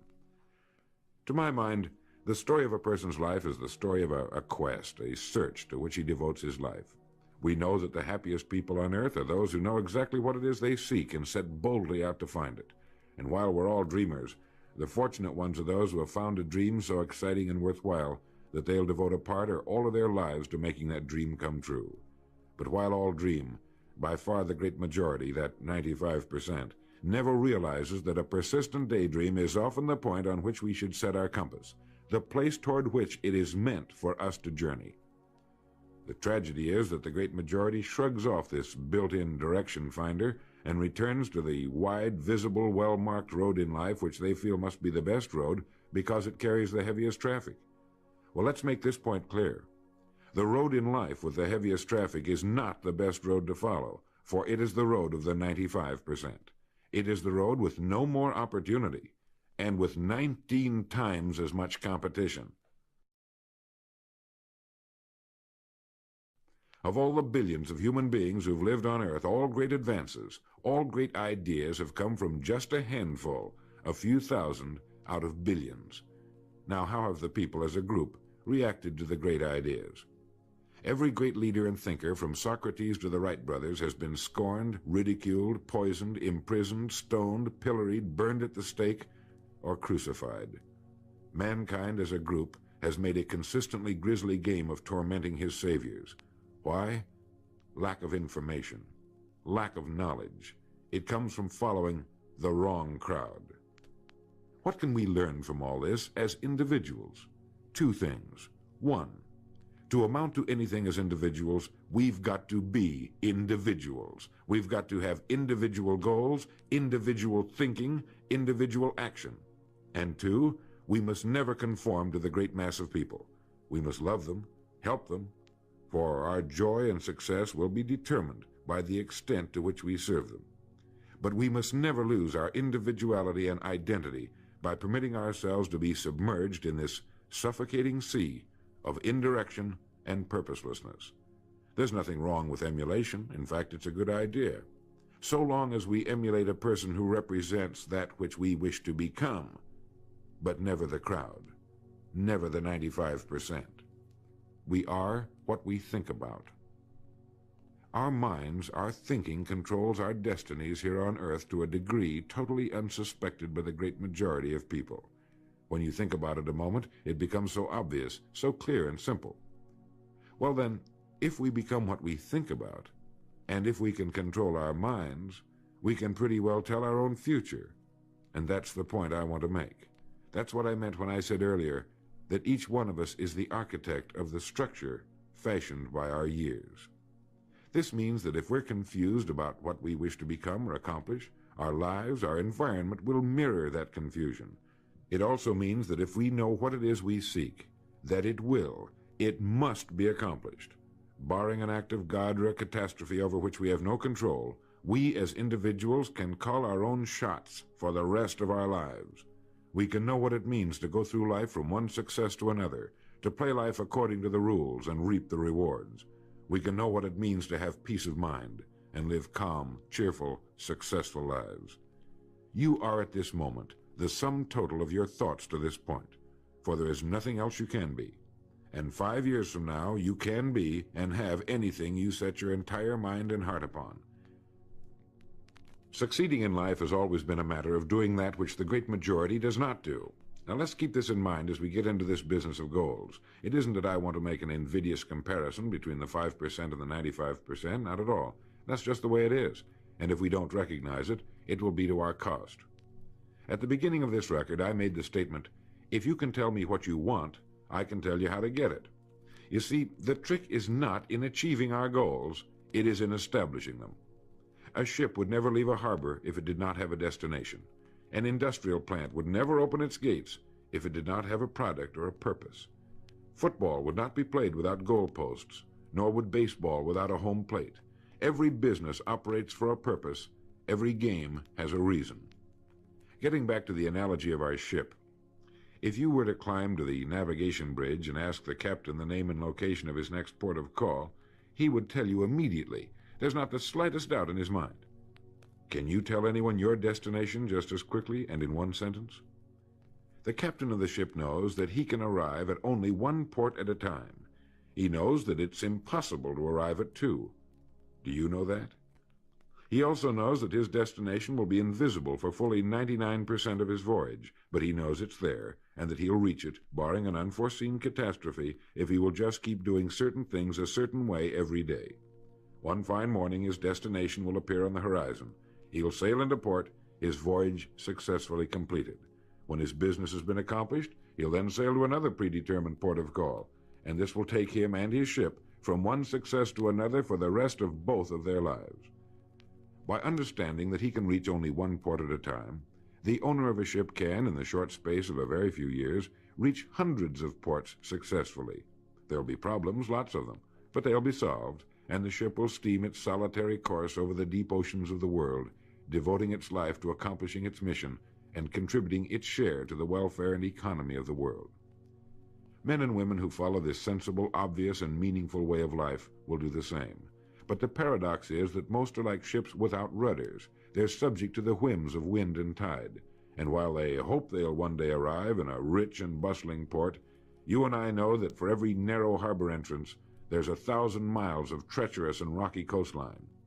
The chances of their just drifting into port are 1,000 to 1 against them. These are the unfortunate people who, not knowing the rules, believe that circumstance controls our lives. They believe in luck and superstitions, fate, the breaks. They believe that success comes as the result of who you know, not what you know.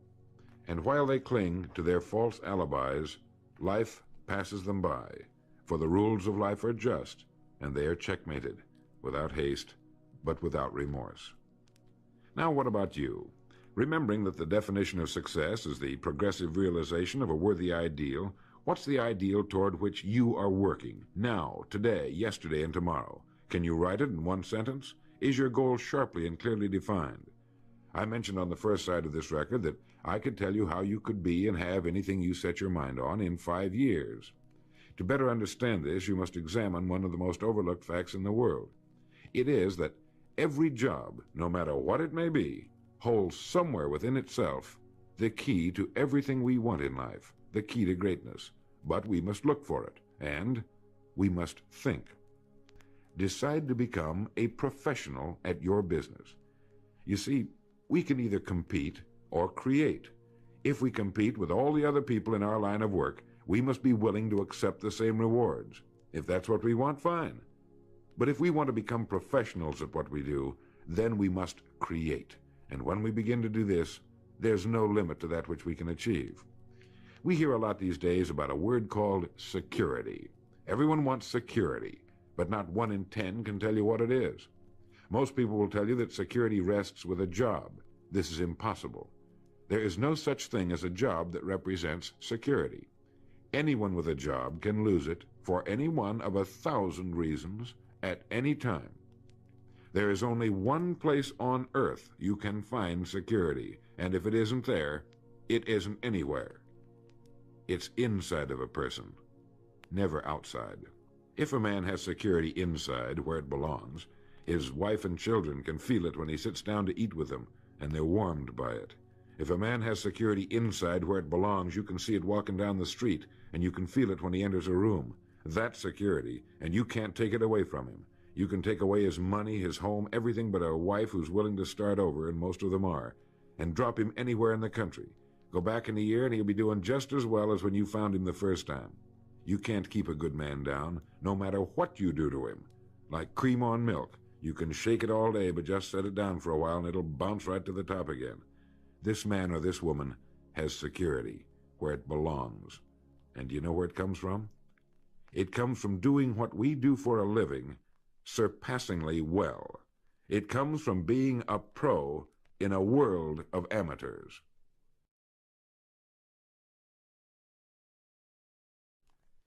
Becoming a pro isn't difficult. It comes from knowing what to do with time. It comes from knowledge, planning, and working. First, knowledge. This means learning everything we can about what we sell, learning everything we can about people, since that's who we sell, and learning everything we can about selling, since that's our profession. What we sell, who we sell, and how to sell. Those three subjects would fill a large library, but we can take things one at a time, and by devoting an hour a day to study, we can become outstanding professionals in 5 years or less. And it's the professionals in this business who can write their own tickets, good times or bad. They can live where they choose, and being professionals, work when they choose. Second, planning. This means writing down the specific goal we're now working toward. It means writing in detail about the first port of call we want to reach, realizing that we can only reach one at a time. It means selecting the income we feel will represent financial independence to us. Once this has been selected, we know exactly what we must do in order to reach it. As soon as our first goal has been reached, we can set a new one. The person who does this is the person people call lucky. Good things just seem to happen to him. The so-called breaks start coming his way. But it's a result of planning and working positively that attracts the good things to us. I can't emphasize too much the importance of describing your goal in detail. If it's a beautiful new home, get the actual plans, or at least an elevation drawing of the home, and carry it with you so that you can look at it regularly. If it's a certain amount of money, write down the specific amount for the coming year to the penny, and then work your plan. Whatever your goal may be, write it down in detail. Then you're like the ship. You're on course, and you'll reach more successful ports in a few years than most men do in a lifetime. And third, working. Working more than the average, if we're going to achieve more than average results, is necessary, of course. But with proper planning and with knowledge, it seems easy. Moreover, to work, we need energy, and energy is inextricably linked to desire. Unless we have a desire to do a certain thing, we find ourselves without the energy. But you will never find desire without energy. Once our goal has been crystallized in our minds and we realize that we become what we think about, our doubts vanish as to whether or not we can achieve our desired ends, and with the picture of our dream in our mind, we have abundant energy. Compared with what we ought to be, we're only half awake. Our fires are damped, our drafts are checked. We're making use of only a small part of our possible mental and physical resources. Stating the thing broadly, the human individual thus lives usually far within his limits. He possesses powers of various sorts which he habitually fails to use. He energizes below his maximum, and he behaves below his optimum. And then he wrote, excitements, ideas, and efforts, in a word, are what carry us over the dam. He goes on in this excellent essay to point out that we have deep reservoirs of abundant energy that we habitually fail to use, and that by pushing past the first false feeling of fatigue, we will find an exhilarating second wind that will take us to our goals. This is why in studying the lives of the world's great men and women, we find they seemed to be indefatigable. Work meant nothing to them, because what they were doing, where they were going, filled their entire worlds. Frequently, people find it difficult to establish a goal toward which to work. Realizing that we cannot be successful without a goal, here's a good way to solve the problem. Get off by yourself, and where you can think without being disturbed. Then, write on a sheet of paper a complete description of the person you would like to be, and the things, in being this person, you would have. Once this has been done, start acting the part of the person you wish to become. Carry, as often as you can, a clear mental image of the person you want to be, and begin to be that person. Soon this will become so knit with habit, it will lead you without fail to the goal you seek.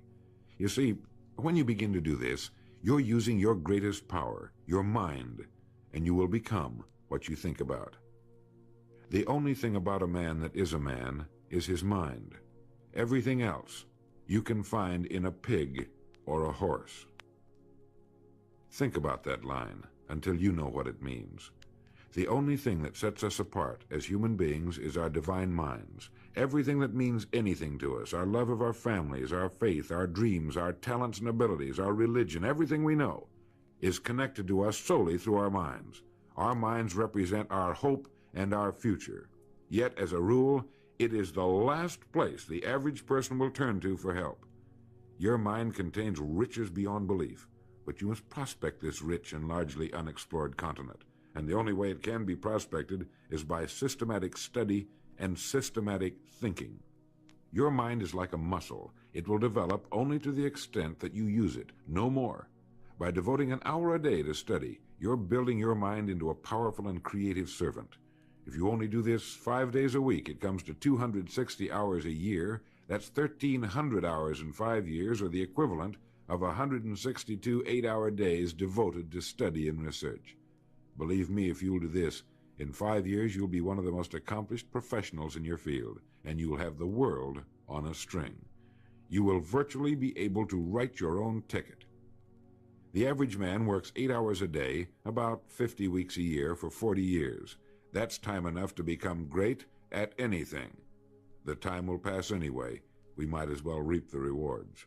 So now, let's sum up and reduce the whole thing to a workable formula, a set of rules for this game of life that cannot fail to take us to where we wish to go. The first and most important thing to remember is the rule that controls our life. We become literally what we think about. This means that we must establish a worthwhile goal toward which to work, a goal that will occupy our minds most of the time. This goal should be written out or illustrated. We should look at it and restate our purpose every morning, every night, and as many times during the day as we can. We must fully understand, emotionally as well as intellectually, that whatever it is we set our heart upon will become real in our lives. We must also remember the law that lies as the basic foundation for all economics and personal well-being as well. Our rewards will be in exact proportion to our service, and if we want to get into the top 5% of the people, we must often cut ourselves away from the effects of our environment and become individuals with individual goals, individual thinking, individual actions. We must realize that our daily work contains more opportunities than we could develop in a lifetime, and that our job contains within itself the key to greatness, the road to everything we could possibly want in life for ourselves and our families. We must realize, too, that security can be found in one place only, inside of us. If it isn't there, it isn't anywhere. And the only road to security lies in doing what we do for a living surpassingly well. And lastly, that we must become professionals at what we do, and that becoming a pro involves knowledge, planning, and working. Knowledge of what we sell, who we sell, and selling. Planning by establishing the goal, which automatically establishes our work pattern. The great salesman is like the great golfer. It looks easy the way he does it, because it is easy the way he does it. But it took time, dedication, and work in its accomplishment. Is it worth it? You bet it is. P.G. Hamilton once wrote, "Let's be different. A strong life is like that of a ship of war, which has its own place in the fleet and can share in its strength and discipline, but can also go forth alone to the solitude of the infinite sea. We ought to belong to society, to have our place in it, and yet be capable of a complete individual existence outside of it. And remember the strangest secret, will you? You are now, and you will become, what you think about."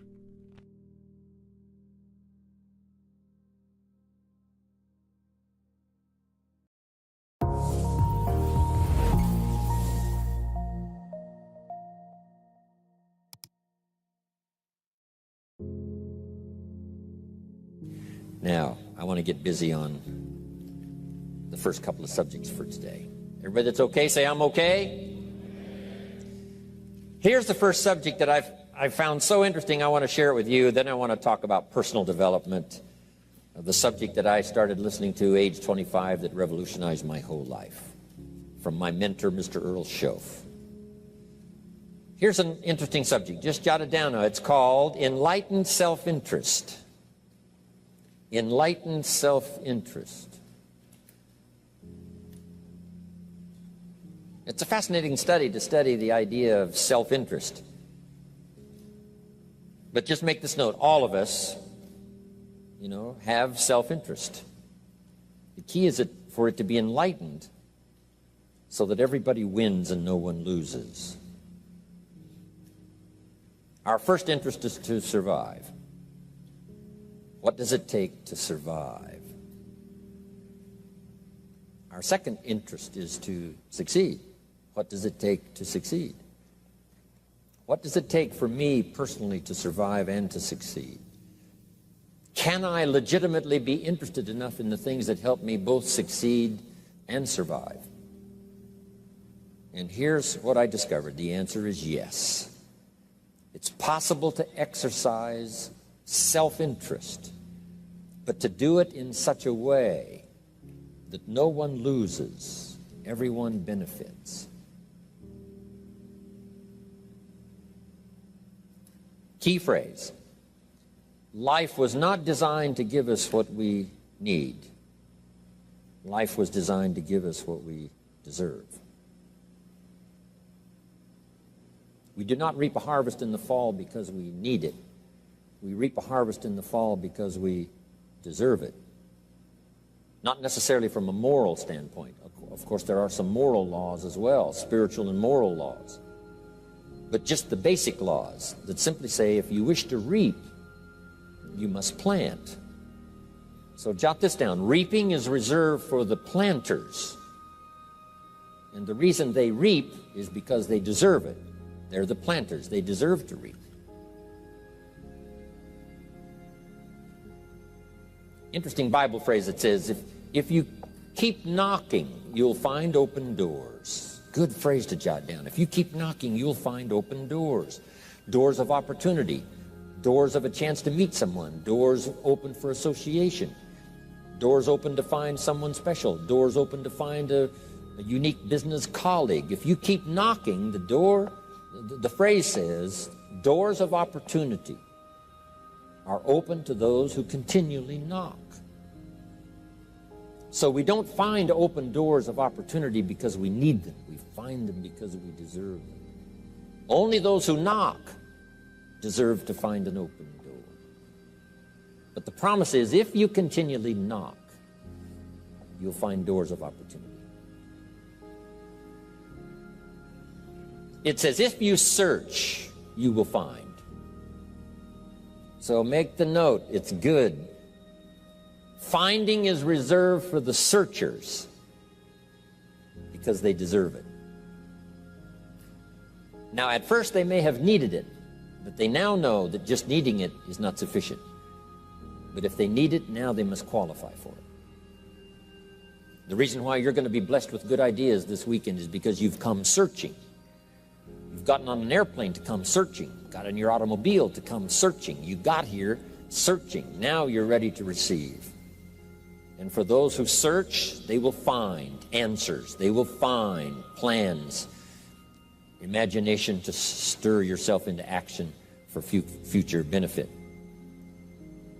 So if you search, to find a good idea, you must go looking, go searching. You've got to go to church. You've got to go to class. You've got to go to the seminar. You've got to go to the library. You've got to go to the books if you wish to find. Rarely does a good idea interrupt you. Rarely. But if you will search, you will find. So we get not what we need, but we get what we deserve. It says if you ask, someone has an answer. If you keep asking, the answers belong to you, because by virtue of asking, you have qualified. So we don't get what we need, we get what we deserve. The mother on welfare should be taught in some small manner that hopefully she can begin deserving the welfare check. Not getting it because she needs it, but now starting to get it because she deserves it. If the welfare worker says to Mary, I brought a bucket of paint and a paintbrush, and the next time I come, if the door is painted and the fence here in front is painted, I give you the check for $450. Not that painting the door and painting the fence is worth $450. It's not worth that much, but it is the beginning of the process. So make that note. I want to begin the process of deserving. What would that be? What process should I begin engaging in to deserve good health, to deserve a good relationship, to deserve prosperity, to deserve an enterprise, to deserve the opportunity to build a city? What must I do to begin the process of deserving? So now the welfare worker comes back and the door is painted and the fence is painted, and now Mary gets the $450 to help take care of her children, not because she needs it, but because she's beginning to deserve it. Then the welfare worker thinks of some other project. She said, Mary, if these weeds are gone and this little garden is cultivated, when I come back, now that the door is painted and the fence is painted, if the weeds are gone and this little garden is cultivated, you get the $450. And step by step, a new life is emerging, learning the process of deserving it, not just needing. We teach our children at home, right? Child says, I need $10. So that language doesn't work here. There's plenty of money here, and the vaults are full. But to say I need $10 is not how you open the vault. So the child says what? Wow, how can I get that $10 that I need? So here's what they learn to say. How could I earn $10? Now the vault opens up. Now the money starts to flow. How could I earn $10? What could I do to earn the money? Not to get the money because you need it. Maybe you need the money. That's, all of us have needs. But here the key is to figure out how to open the vault, how to open the bank, how to open this unbelievable flow of resources to come our way. And here's the key: to deserve it, not to need it. You can't walk out to the field and say to the field, I need a crop. Here's what the field says. Here's what the ground says. Who is this clown that brings me his need but brings me no seed? So jot that down. Take your seed to the marketplace, not your need. Don't disclose your need to the marketplace, only your willingness. We'll talk about that a little later today. Because the marketplace is not interested in your need, but they are interested in your seed. They're interested in your willingness to work. They're interested in your disciplines. They're interested in your eagerness. They're interested in your vitality and your work ethic. That's what the marketplace is interested in. Not your need, but your seed. Okay. We get what we deserve. Old Testament God says, if you'll move toward me, I'll move toward you. See, that's how you get those occasions to meet God. You must make the move. God could say, you don't move, I don't move. You say, well, that's arbitrary. Well, when you're God, you can make it that way.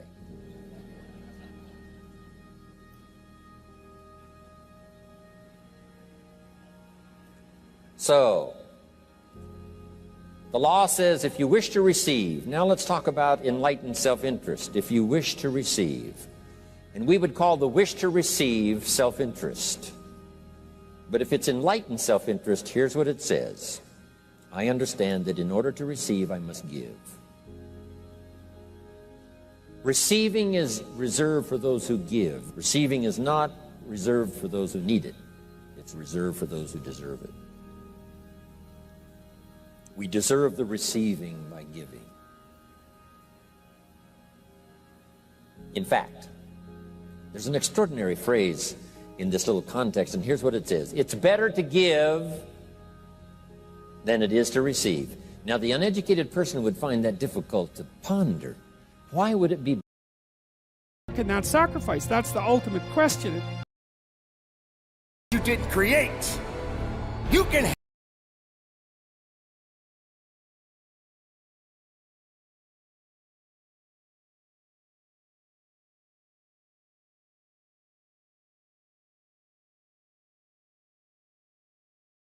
There's no joy without pain. There's no sunshine without rain. You need up and down. This is how the world works.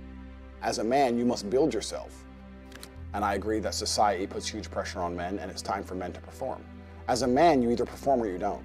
There's no safety net. The men who say, I can't feel like it, cannot compete with the men who do not say that. And it is player versus player.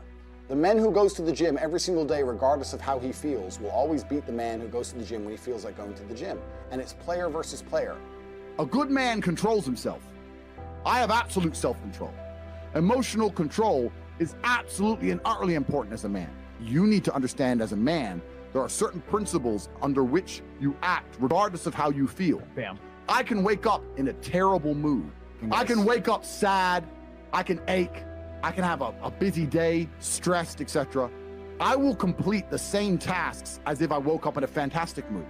I'll do the same things because how I feel has no bearing on the things I'm going to do in my day because I have duty to myself. There is no light without dark. You will not appreciate your six-pack unless you didn't have one and you had to earn it. That's how the world works. So when I talk to these dudes like, oh, but it's, you know what, Tate, yeah, I agree, but you know, it's hard.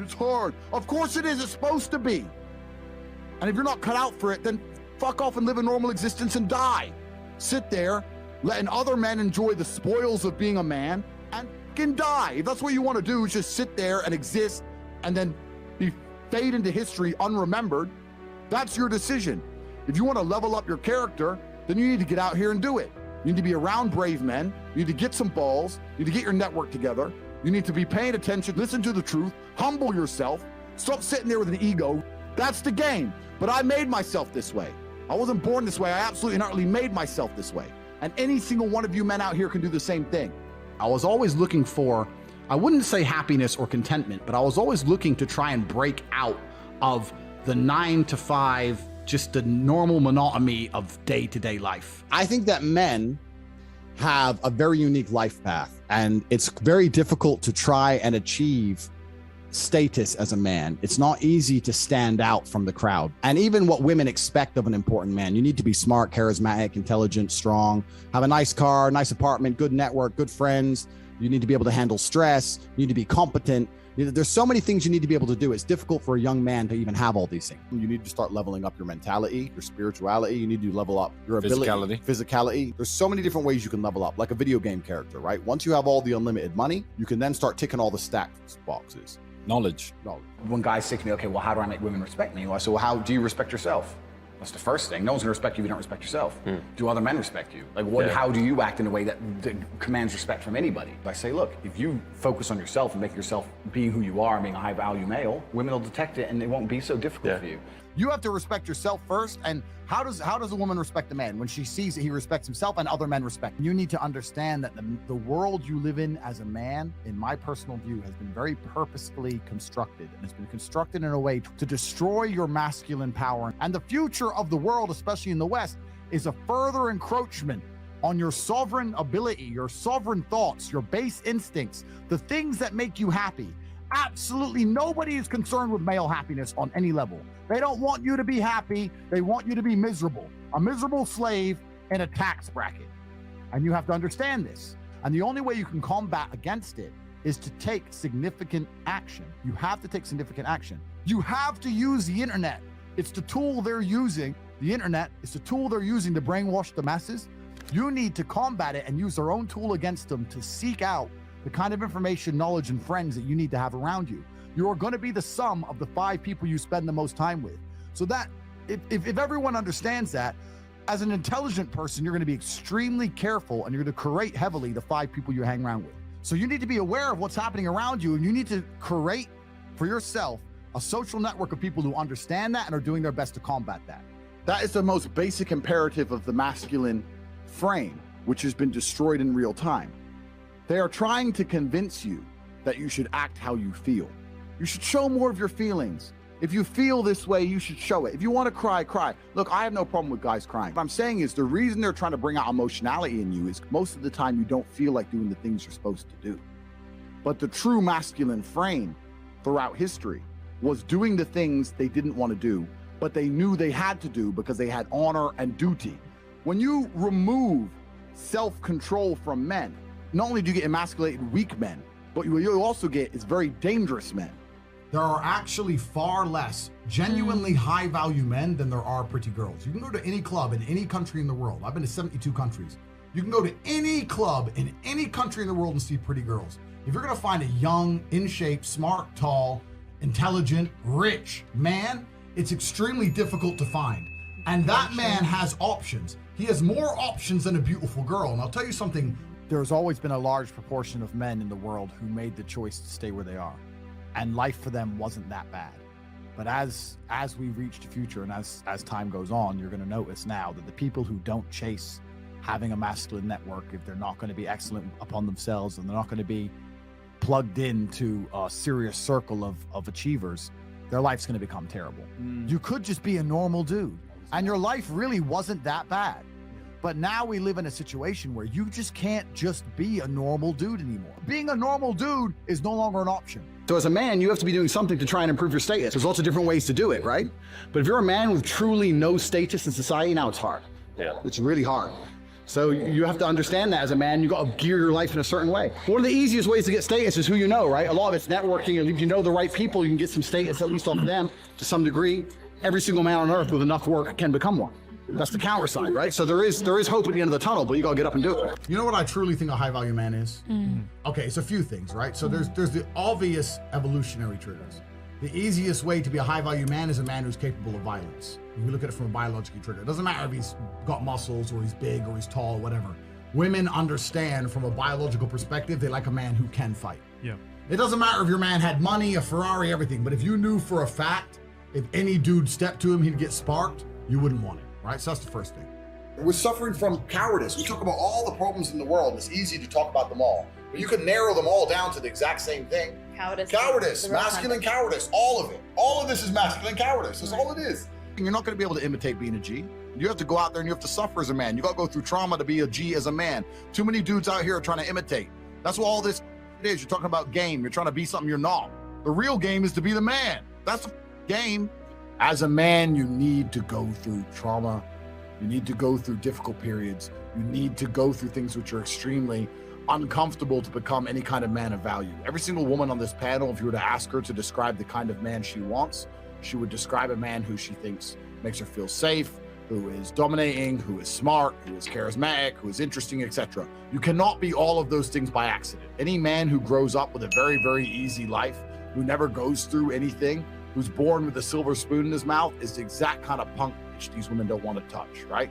As a man, you need to suffer, and you will survive, and you need to internalize it, not become a weirdo, accept that the trauma is what's going to make you strong enough to become the kind of man that's respected by society, and you need to use it for your own advantage. As a man, if you have not been through extremely difficult processes, you're never going to be a high value man. So when you ask me that question, the answer is an answer you're not hoping for, because likely you've been avoiding trauma your whole life.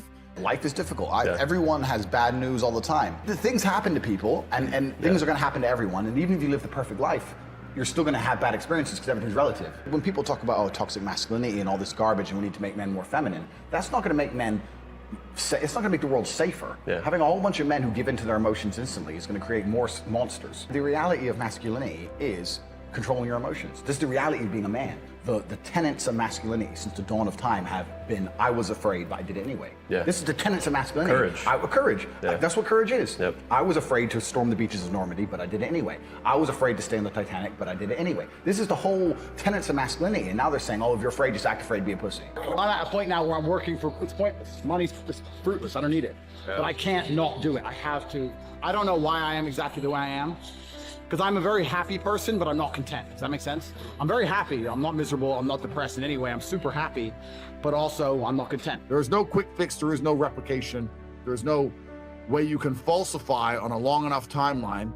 So the answer is, if you want to be a man of distinction, you need to go and suffer. That's your answer. One of the only things in this world you can control is your state of mind. You can't control the weather. You can't control other people. You can't even control your health. One of the very few things in the world you have genuine control over is your state of mind. You decide if you're a disciplined person. You decide if you're a happy person. You decide if you're a depressed person. These are things that in real time you can affect in your brain. This is all you can control on Earth. If you can't control that, then you're just a feather in the wind. And life's gonna blow you around, and you might land somewhere good, you might land, you don't, nobody knows. I was a 4-time kickboxing world champion. For 12 years, I trained 5 hours a day, 6 days a week. And I was motivated to train probably about 25% of the time. The rest of the time I went because I am disciplined.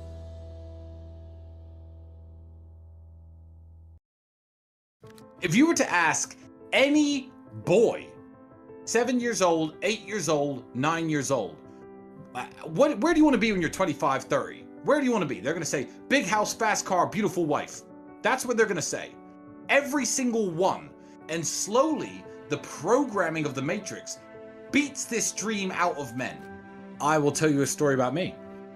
I don't know, you're probably not old enough, but there was a game called, before Fortnite, before it all existed, the huge game when I was in my late teens, early 20s was Call of Duty Modern Warfare. So I used to play that game. And this is the advice. The advice is hang around with people who see things, people who have a good mindset. I was with my brother, and I was like, oh, Andrew, I just completed this round. It's 41 kills, 1 death. That's pretty cool. Andrew looks at me from the couch. I swear to God, looks over me and goes, yeah, Tristan, but it doesn't matter, does it? And I went, fuck, it doesn't matter, does it? And I turned that game off. And I don't think I've ever spent more than 10 minutes playing a video game ever since that day. So hang around better people. You know, if you're wasting your life, if you're wasting your talents, leave that group of friends. Cut low quality people out of your life. And slowly, as you go out into the world and apply yourself at different things that are more useful, you'll probably find out that you're not as useless as you think. Well, I do get asked the question by young men a lot. And it's always about making money. You mean you want to get rich. Cool. Let me tell you something. First and foremost, almost no one ever gets rich. The internet will preach all this, oh, your time will come when the universe thinks it's right and all this. No. Most people work their shitty job, live their shitty life, live their shitty old age, and then they die. And most people never ever get rich. They never get to live like Sterling. And that's the reality for most people. So, first of all, understand that and get your ass into gear. Second of all, and my advice is non-advice. If you took 100 people, 100 millionaires at random and put them in this room, and you asked all of them, how do you make $1 million? You're going to get 100 different answers. Elon Musk would say, I invented PayPal, and Jeff Bezos would say, I sold books online. Like, you're not going to get a definitive answer. So what do you think? Not necessarily what do you enjoy. Do what you enjoy, because most of what you enjoy won't get you paid. What do you think you could be good at? Sit and analyze yourself. What do you think you could be good at? Ask yourself that. I don't know you. What are you good at? Think about what you think you could do and answer the question to yourself. I can't tell you. And that's my advice. Like, look where money is moving and stand in the way. I know a dude when I was trying to buy a part for my car. He was like, oh, I know someone who's got car parts, will sell it cheaper. He heard I had a problem. He heard I was going to spend money on a car part. He jumps in the middle, probably made himself $1,000. I don't care how much he made. He saved me money. Look where money is moving and get in the middle. That's a good starting position. I never wanted to be a multimillionaire. Andrew once said to me, famously, Tristan, if we could just find a way to make like 50, 100 pounds a day from home, that would alleviate a lot of our problems. Start small, because as you climb the mountain and you reach where you wanted to reach, you realize that there are new mountains to climb. There are new mountains to climb for me right now. And I'm at a level that a lot of people can't even dream of getting to. But you see it. It opens new doors when you accomplish the goals that you're aiming for. And it opens your eyes to what's possible from there. So don't think I want to be a multimillionaire. Think, okay, I want some financial independence. I want to work 20 hours at the fast food store instead of 40, but supplement my income from home. Okay, I've done that. Now I have more free time. Where do I go from here? I've reached that mountain. I've seen what's possible and aimed higher. That's it. So don't think how am I going to become a multimillionaire. Think of your short-term goals. Make sure your mother works less, buy yourself some nicer clothes, live in a better apartment, and think of how you can make those things happen. And as you go up in value as a man, you'll learn a lot about yourself, and from then you could tackle bigger goals. Stop wasting your time. So I was 17, I was working at a fast food restaurant making sandwiches. Now, the internet didn't really exist as such, but looking back on it, it was part of my journey. And I regret nothing because I ended up where I am. So would I even go back and tell myself anything is the question. If I had to, it would be to not burn so much of my time. Let's talk to the 17-year-olds who are listening. Do you finish your job, come home, play video games, etc.? That's what I used to do when I was 17 a little bit.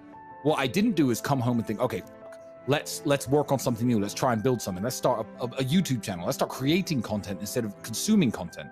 I'd tell myself to be little bit more proactive with my free time and not around so much. And being a gentleman is very, very important. There doesn't have to be a winner.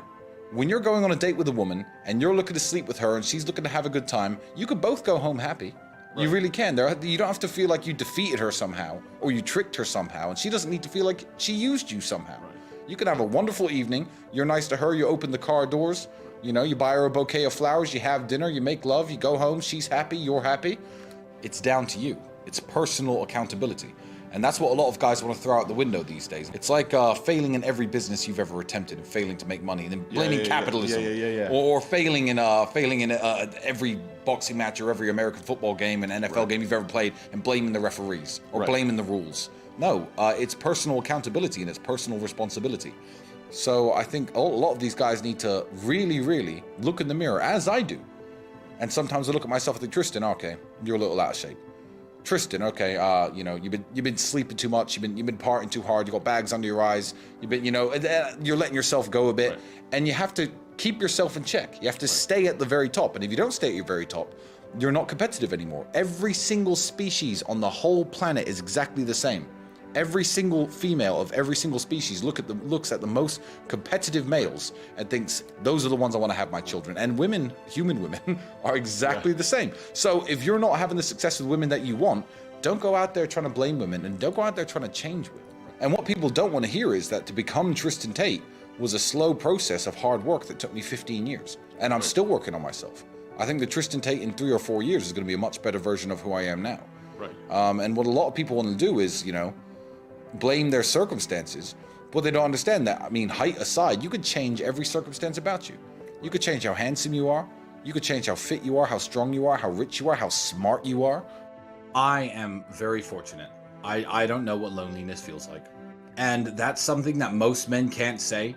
And it's why me and my brother, when we understood through meeting very good friends of ours who were married for 10 years, felt alone. Ex-military guys who felt that sense of brotherhood and loyalty and companionship in the army, or on their sports team, their college baseball team, their fraternity, their football team, and they lose it. Those are the guys who opened my eyes to how special the relationship I have with my brother is. And that's what I try to tell the world as well. I don't know what loneliness feels like. I was born in a very underprivileged family. I grew up absolutely broke. I didn't have the best... I wasn't dealt the best hand, but there was always an ace up my sleeve. So I don't know what that feels like. I've always had companionship. I've always had someone who had my back, someone to fight with me, someone to work with me in terms of my brother. So I'm not going to sit here and say that the journey to the top for me necessarily was lonely. But let me tell the young men out there, you need to be able to identify low quality friends and cut them off and curate the people around you into a group of winners, a group of men who want to go out there and achieve the same things as you. And the journey to the top not only won't be lonely, but it will be far easier.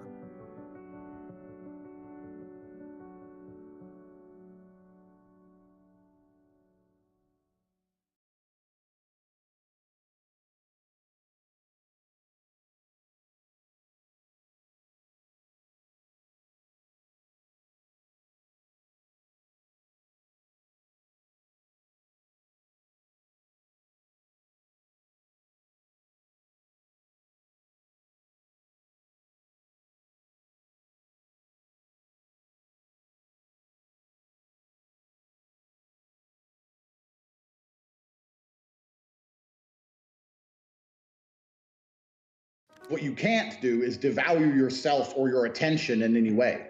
What happens now in the modern world is that men's attention no longer has value. In the 1950s and 60s, if a girl got the attention of a good-looking guy, it meant something.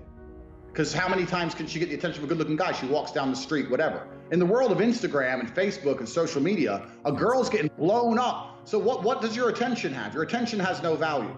So the way you give it value is, one, becoming a higher value man, but another way you have to make sure your attention has value is you don't throw it away, because it suffers from inflation like anything else. And this is how you end up with guys who are buying presents, taking girls on holiday, doing everything for them, but their attention is so low value that it means less than one text from me after 3 months. Being smart, being witty, all these things help. But this is the reality of life as a man, is that you have to build your value. People say to me all the time, oh yeah, Tate, you get girls. I said, I got girls because I became a kickboxing world champion. That's thousands of hours in the gym. I wasn't born with some magic. I wasn't born with some tool. It's like, I had to do it myself. So you have to build it as a man. This is just the unfortunate reality. If you're not prepared to do any work at all, you're gonna suffer. So you can't hack. You can't hack having a personality. You can't trick a girl into thinking you're something you're not. If you want a woman to really respect you, then be a man worthy of respect. It's really that simple. And on top of that, one of the easiest ways to be a man worthy of respect is to refuse to take disrespect. You can be nice to women. I'm not saying don't be nice. The idea of being nice in and of itself has no value because nice is something which is intangible. Nice is something that can be fabricated, right? You or I can go out there and be nice. We can be nice to people we don't like. Anybody can be nice. So if there's no scarcity attached, how can I have a value? Something like status is very hard to fake, right? Something like that Lambo is very hard to fake. All these things are very hard to fake, but nice can be faked. But the point is, when a guy comes along trying to be nice, I think women instinctively kind of look at you and go, look, you just met me, you don't know me, and you're being extremely nice to me. And that, to a degree, I think warns them. That's deceptive on some level. I think that's the reason they're semi-repulsed by it. Like, you knew me an hour ago and you're being all nice to me. And what do you want? Well, we know what we want, and she knows what we want. Yeah. So the whole thing just looks fake. It doesn't look genuine. And integrity and being a genuine person is not just something that women respect in men, it's something that people respect in other people. So it's good when a woman meets you to know that you're a genuine individual. I'm a nice guy. There's a huge advantage in life to being likable. That is a skill that most people should cultivate, being likable. In the real world, the people who dislike me are people I've decided it's okay for them to dislike me. Or pure violent haters, which every man gets, right? But if I'm in a conversation with somebody and I want them to like me, I have a 100% success rate. I know how to make people like me. I know how to be a likable person. The only resource you have is your attention. And the reason it's so difficult is because now women get so much attention for no reason, then why does your attention have value? So you have to put value on your attention. So then how do you put value on your attention? What did we talk earlier about how trauma can mold you, how trauma can be a fantastic thing? Heartbreak, depression, sadness, these are all fantastic motivators. I'm telling you why they're a fantastic motivator. You go to a guy that's heartbroken, he has all the motivation in the world to send 300 text messages. He has the motivation, he's putting it in the wrong place. That's 300 cold emails you could be sending to someone to pitch a business. That's a lot of money you could have made. Yeah. Life's gonna hurt you, and how you use that pain is completely and utterly up to you. You can use that pain to galvanize yourself as a man and become a better man you've ever been. I'm not saying that I'm only successful because of some chick. I'm saying that every single time that I was heartbroken, I never wasted a second. I was never wallowing. That's what I'm saying. True, trauma's gonna come, pain's gonna come, and you have to use it in a constructive way. I'm not telling you to tell him to avoid the pain. I'm saying that when it comes, make sure it's used in a constructive way. And still to this day, that's all I would ever do. If something bad happened to me and I got really upset, I would find the most constructive possible outlet. And that's a conscious decision.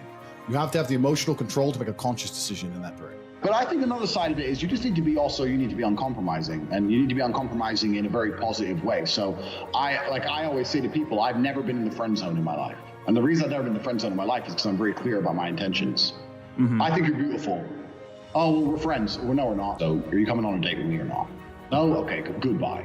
And I think that a lot of the biggest mistakes guys make is they don't believe they can be affirmative as a man without coming across as an asshole or coming across as a jerk or coming across creepy. You can just be affirmative in who you are and be confident with who you are and be clear about your intentions, and you'll be fine. So don't be trying too hard. Now, the reason I get away with such little work is because I put such a high price tag on myself. I am a 4-time kickboxing world champion multimillionaire.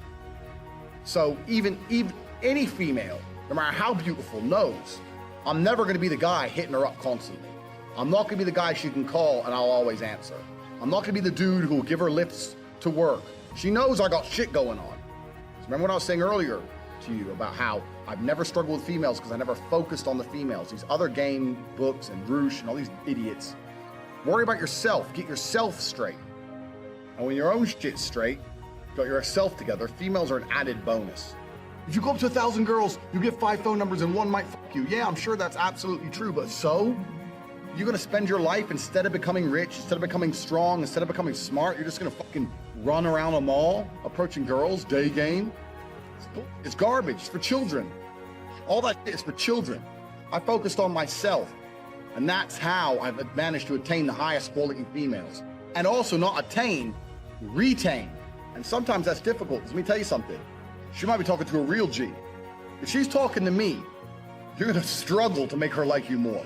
That's the truth.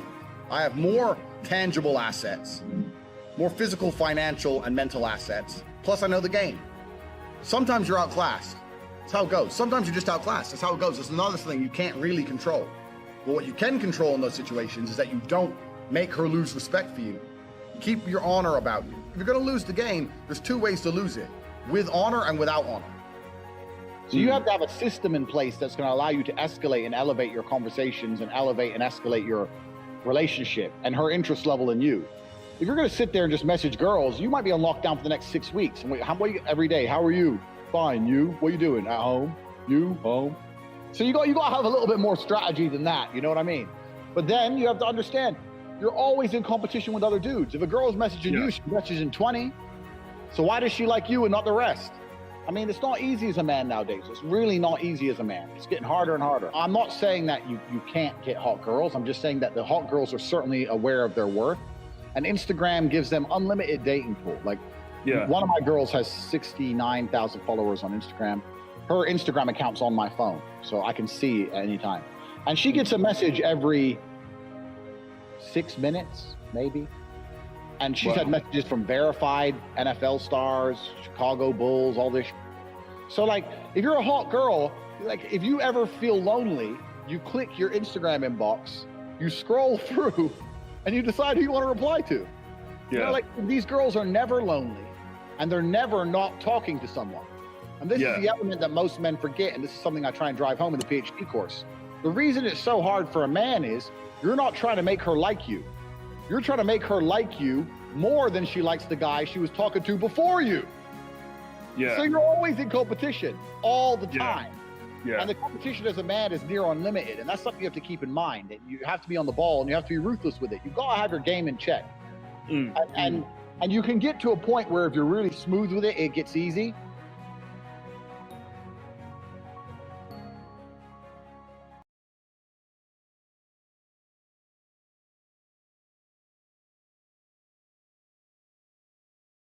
Three reasons most of you are never going to be rich. One, you do not identify opportunity. The opportunity we are discussing now, which happened on the 12th of March, where I bought 600 grand of Bitcoin, which is now worth in excess of 7 million. I've done zero work. Zero. I've turned 600K into 7 million just because I identified an opportunity. It took me 10 minutes. You're sitting out there thinking, if I just had $1 million, if I could just become a millionaire. That's how easy it is. Now, you probably didn't have 600K to buy Bitcoin like I did. Fine. You could have put 600 in and had 70 grand. 70,000 you could have had from 600. But you do not identify opportunities. This is the first thing you do not do. You do not pay attention to the world around you. You just live in your little bubble. You're too busy arguing with your ugly girlfriend, too busy stressed out about some dumb shit, too busy sleeping in. You don't pay attention. You're not perspicacious. This is why you miss opportunities. It's the first reason you're never going to be rich. Don't buy a house. Rent a house. They're like, oh, but isn't that wasting money? No, what's wasting money is buying a house, giving huge interest rates to a bank, and then tying yourself to one geographical location. The reason humans are the #1 species on the planet is because of our adaptability, the ability to adapt. I can go anywhere on Earth. I can go wherever the money is, where the money resides. If the money is residing in Japan, I can go to Japan. If I need to go to Singapore, I can go to Singapore. I can go live in Las Vegas. Wherever I'm gonna get paid, I can go, and I'll just rent. Boom, boom, boom. I ain't got nothing tying me down. It ain't gonna take years for me to buy or sell something. I ain't gotta worry about all the upkeep and property maintenance. Buying a house is foolish. Now, I'm not gonna lie, I do own this house because I wanted it to be exactly the way I want it, but I'm rich, right? You aren't. So you shouldn't be doing that shit anyway. You do not need to buy a house. It's one of the biggest mistakes you can make. It's a psychological thing that your parents have told you. If you own a home, if you own a home, if you own a home. And then I tell people this and they go, oh yeah, but you can always rent it out.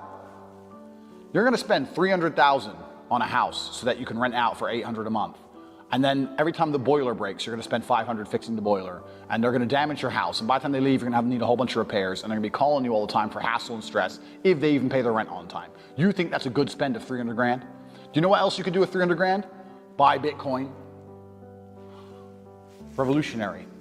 Your real estate can be on the blockchain instead of out here, because when it's on the blockchain, it can be sold instantly. You ever tried to sell a house? It takes years. Ever tried to sell Bitcoin? It takes seconds. So this is the second reason you're never gonna be rich, because all your ideas and concepts of how wealth is created are outdated. 3, the third and most important reason you're never gonna be rich is because you do not have a plan. You do not have a plan to get rich. Nothing good has ever happened on accident. Have you ever met a guy who's just got covered in muscle, he's got a six-pack? You're like, hey bro, how'd you do that? You've been going to the gym. No man, it was just an accident. Oops. No, he built that body purposefully. He did things specifically to get the result he desired. He ate a specific way. He trained a specific amount. He knew exactly what he was doing. Every rich person knows exactly what they're doing. People who are making money know exactly how to do it. You're sitting there saying, I want to be rich. You don't even have a plan to get rich. How the fuck are you going to get rich on accident? How's that going to happen? Oops, I'm a millionaire. Never. Everybody understands that you're the sum of the 5 people you spend the most time with. Everybody understands that. Dan Pena. Everybody understands that. But they understand that and still hang around with losers. True. It's like, is that not the ultimate mark of being a dumbass? If you understand that that's the truth and you don't curate your friendship and curate your reality, then you're a loser. I had a guy join the War Room the other day, my private network, and he joined, and we have multi-millionaires in there, we have a billionaire in there. I bought a Bugatti purely to add Bugatti owners to my network, so we have Bugatti owners in there. We have guys connected to the point where I can't even say on YouTube, right? A guy joined, he's 19, he ain't nothing. He goes, look, I know I don't have any value to give, but I'm just here to learn, and I understand that if I stand a chance of escaping the Matrix, you're the man I need to be around. And I was like, you're absolutely intelligent. Instead of spending 19 sitting around playing video games, that's the smartest thing you could have ever done. Sure. His life's going to change forever, right? Because he's around people who understand. So all the people out here who sit there and go, yeah, you're the sum of the 5 people you hang around with the most, yeah, and then go hang around with dickheads. You're an idiot. But most people are like that. Yeah, because they're idiots, right? You have to create your reality, and there's nothing wrong with saying to people, you know what, I've outgrown you. You know what, I'm on a different path to you. You know what, X, Y, Z. Sometimes you got to cut people off, because if you don't create your reality, they infect your energy. I have a saying, and it's not a very remarkable saying, but I use it all the time, and that's dumb shit leads to dumb shit. And I say that for an example, like let's say you leave your car unlocked. You're unprofessional, you leave your car unlocked. Now it gets stolen.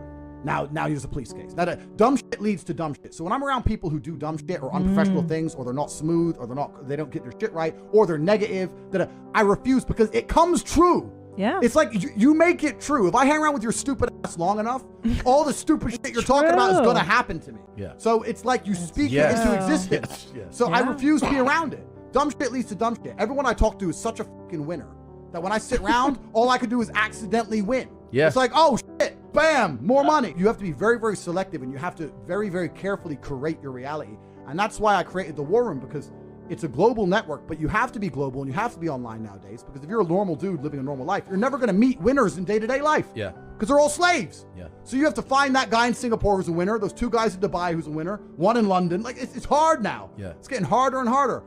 If you were in a room with ice cream experts and all they talked about was ice cream, how to make it, how to store it, how to move it, the different flavors, the size of the cartons it's in, how much it costs to produce, if all they talked about was ice cream and you were in that room, sooner or later when someone comes to you to ask you something about ice cream, you're going to know the answer. Yeah. But you're going to accidentally know some shit about ice cream. If you're in a room of people who only talk about money, do you understand what I'm saying? Yes. So you need to be around people who are about it. And the problem is with the people out here, everyone has a dream, but not many people have a plan. A dream and a plan are different things. When you say to guys, do you want to be rich? Yeah, I want to be rich. How will you get rich? One day when a shit comes in. So you can have a dream with no plan. When's the last time something fantastic has ever happened on accident? When's the last time you've seen a big jacked dude and you say, hey man, how'd you get so jacked? And he goes, don't know, oops. Don't know, it just happened. No, he planned it. He went to the gym, he worked he ate a certain way, he planned his meals, he had to make it happen. It's exactly the same with getting rich. You need a plan to get rich, right?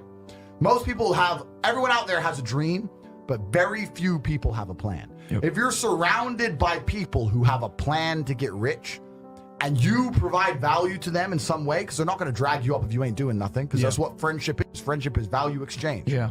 If you provide value to them, sooner or later you're going to begin to make money. Let me tell you something. When I was broke, and like I said, I have a bunch of money now. I was broke. This is not like I was broke, but from like a middle-class family. I was broke, single mother, public government housing, no car. I had to run to the gym, broke. When I was flat broke, the only of my friends I'd sit around and talk to were my friends who would talk about money. The guys who would sit and talk about video games or sit around and talk about football, I wouldn't hang around with them. I only used to sit and talk to my friends, talk about money. None of us had any money, right? But if we walked into a coffee shop and we bought coffee, we would then sit there over our coffee and analyze, how did this coffee shop make us give them our money? Because that's what's happened. We've given our money to this coffee shop. Why? Did we really want coffee? Where is it located? Is it a convenient location? Is it because of the brand of the coffee? Is it because the waitress is cute? Why are we in this particular coffee shop? Why didn't we go to that one? Why are we in this one? If we were to open up a coffee shop next door, how could we outcompete this one? What's the rent for this place? What's the margin on a cup of coffee? Everyone in here's a man. If you notice, everyone in here's a man in a business suit. Why is the person serving not a hot girl? Why is it a guy? Do they sell sandwiches? Do they sell cake? Like, start to actually think. Think about the money. And then if you do that every single time you spend money on anything, you're going to end up realizing there's tons of gaps. There's gaps in the market everywhere. You'll start to sit there and go, you know what? I could open up a coffee shop right next door to this fucking coffee shop. Change this, this, and this, and murder this place. But people don't think about it. People just give their money away all day, and it never even crosses their mind about how they were convinced to give their money away. I'm going to tell you how to get rich. If you're a scientist, you never ever wake up, go into the lab, pour the right chemicals, and fix the problem. That doesn't happen. You go into the lab, you try some shit, it f***s up. You try some new shit, it f***s up. And you keep f***ing around until something kind of works. So mistakes, eventually something goes well. So I say this to people, look, how many ways have you tried to earn money? You earn money X way. How many other ways have you tried? Because you need to try a whole ton of ways, and you got to make a bunch of mistakes like a scientist does to find the thing that works. And everyone's heard this before, right? And then they'll say they have two hurdles to doing that. One, they're lazy. And two, they'll say, well, I have ideas, but I don't know how to start. Or I have ideas, but I need money to start. So then what you have to do, and this is one of the things I teach on CobraTape.com in my Hustlers University, is you have to look at your business ideas and your plans and find a way to remove the need for money to attempt them. So my philosophy on business is this. Any business in the world that could genuinely work without investment. People get this idea in their head, I need loads of money. So, and every single business I've tried, I will find a way to launch it for effectively free. And if it starts to make money, then maybe I'll put money in. Or then maybe I have some balance sheet, I can go to an investor and get money. But everyone has this idea they need money first.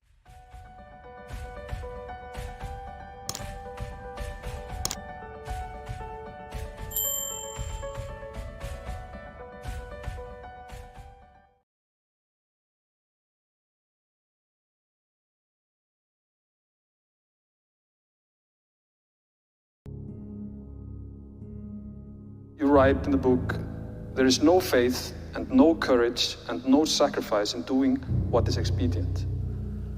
What do you say to those viewers that don't pursue their dreams and are locked in their careers because they are too afraid to take risks and pursue something meaningful? Well, the first thing I would say is, well, you should be afraid of taking risks and pursuing something meaningful. But you should be more afraid of staying where you are if it's making you miserable. You're paying a price by sitting there being miserable. You might say, well, the devil I know is better than the one I don't. It's like, don't be so sure of that. The clock is ticking. And if you're miserable in your job now and you change nothing, in 5 years, you'll be much more miserable and you'll be a lot older. But isn't it a luxury to pursue what is meaningful? Our viewers have mortgages, they have children, they have payments and loans. It's a luxury to pursue because we lack the resources. Well, I don't remember now, I'm not talking about what makes you happy. It's a luxury to pursue what makes you happy. It's a moral obligation to pursue what you find meaningful. And that doesn't mean it's easy. It might require sacrifice. If you need to change your job too, let's say you have a family and children and a mortgage, you have responsibilities. You've already picked up those responsibilities. You don't just get to walk away scot-free and say, well, I don't like my job, I quit. That's no strategy. But what you might have to do is you think, well, this job is killing my soul. All right, so what do I have to do about that?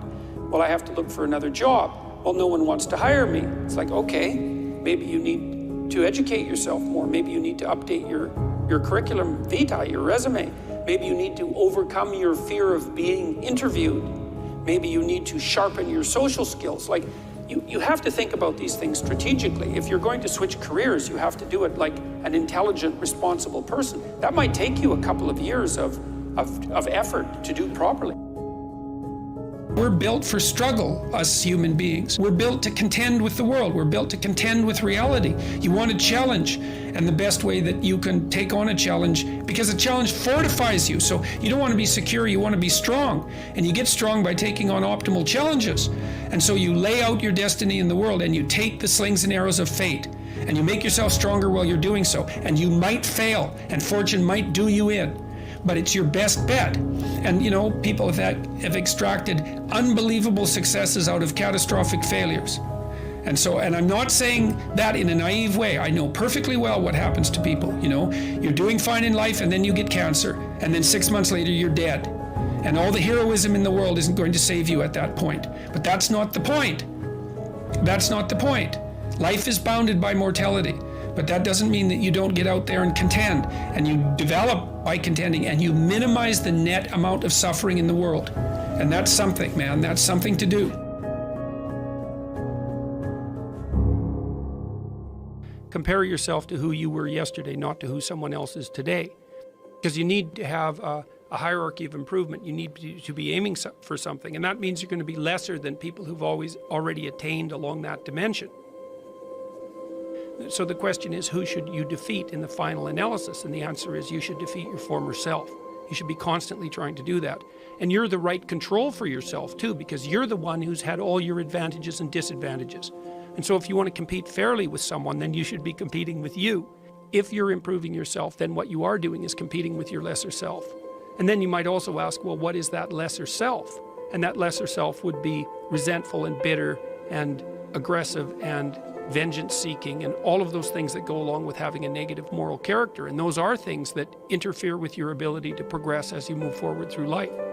So it's very necessary to understand that this is why, you know, I've been stressing this idea of personal responsibility. It's like, well, personal responsibility is to compete with yourself, is to be slightly better than yourself the next day.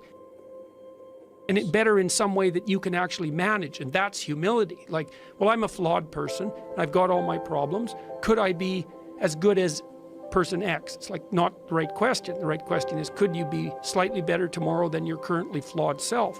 And the answer to that is, if you have enough humility to set the bar properly low, then you could be better tomorrow than you are today.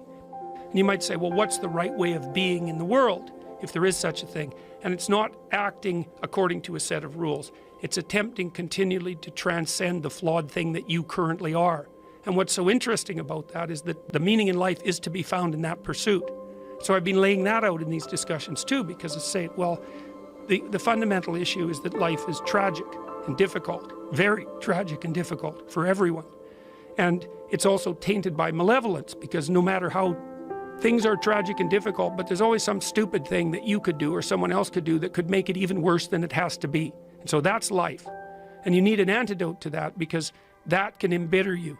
Constant contact with that. Just the tragedy, but the tragedy combined with betrayal and malevolence, that makes it even worse, especially if it's self-induced. Okay, so you need something to set against that so you don't get bitter and resentful. Well, what do you set against that? Doing something worthwhile. By your own definition, say. You need some reason to get the hell out of bed on a terrible day because you've got something good to do. Well, what's the best thing you can do? Transcend your current wretched and miserable self. There's meaning to be found in that, and that's a meaning that's associated with responsibility. One of the things that I've been trying to lay out clearly is that life is hard. It's tainted by malevolence and betrayal. That can make you bitter. You need a meaning to offset that. Where's the meaning to be found? Not in rights, not in impulsive pleasure, but in responsibility. You take responsibility for yourself, so you take care of yourself. If you're good at it,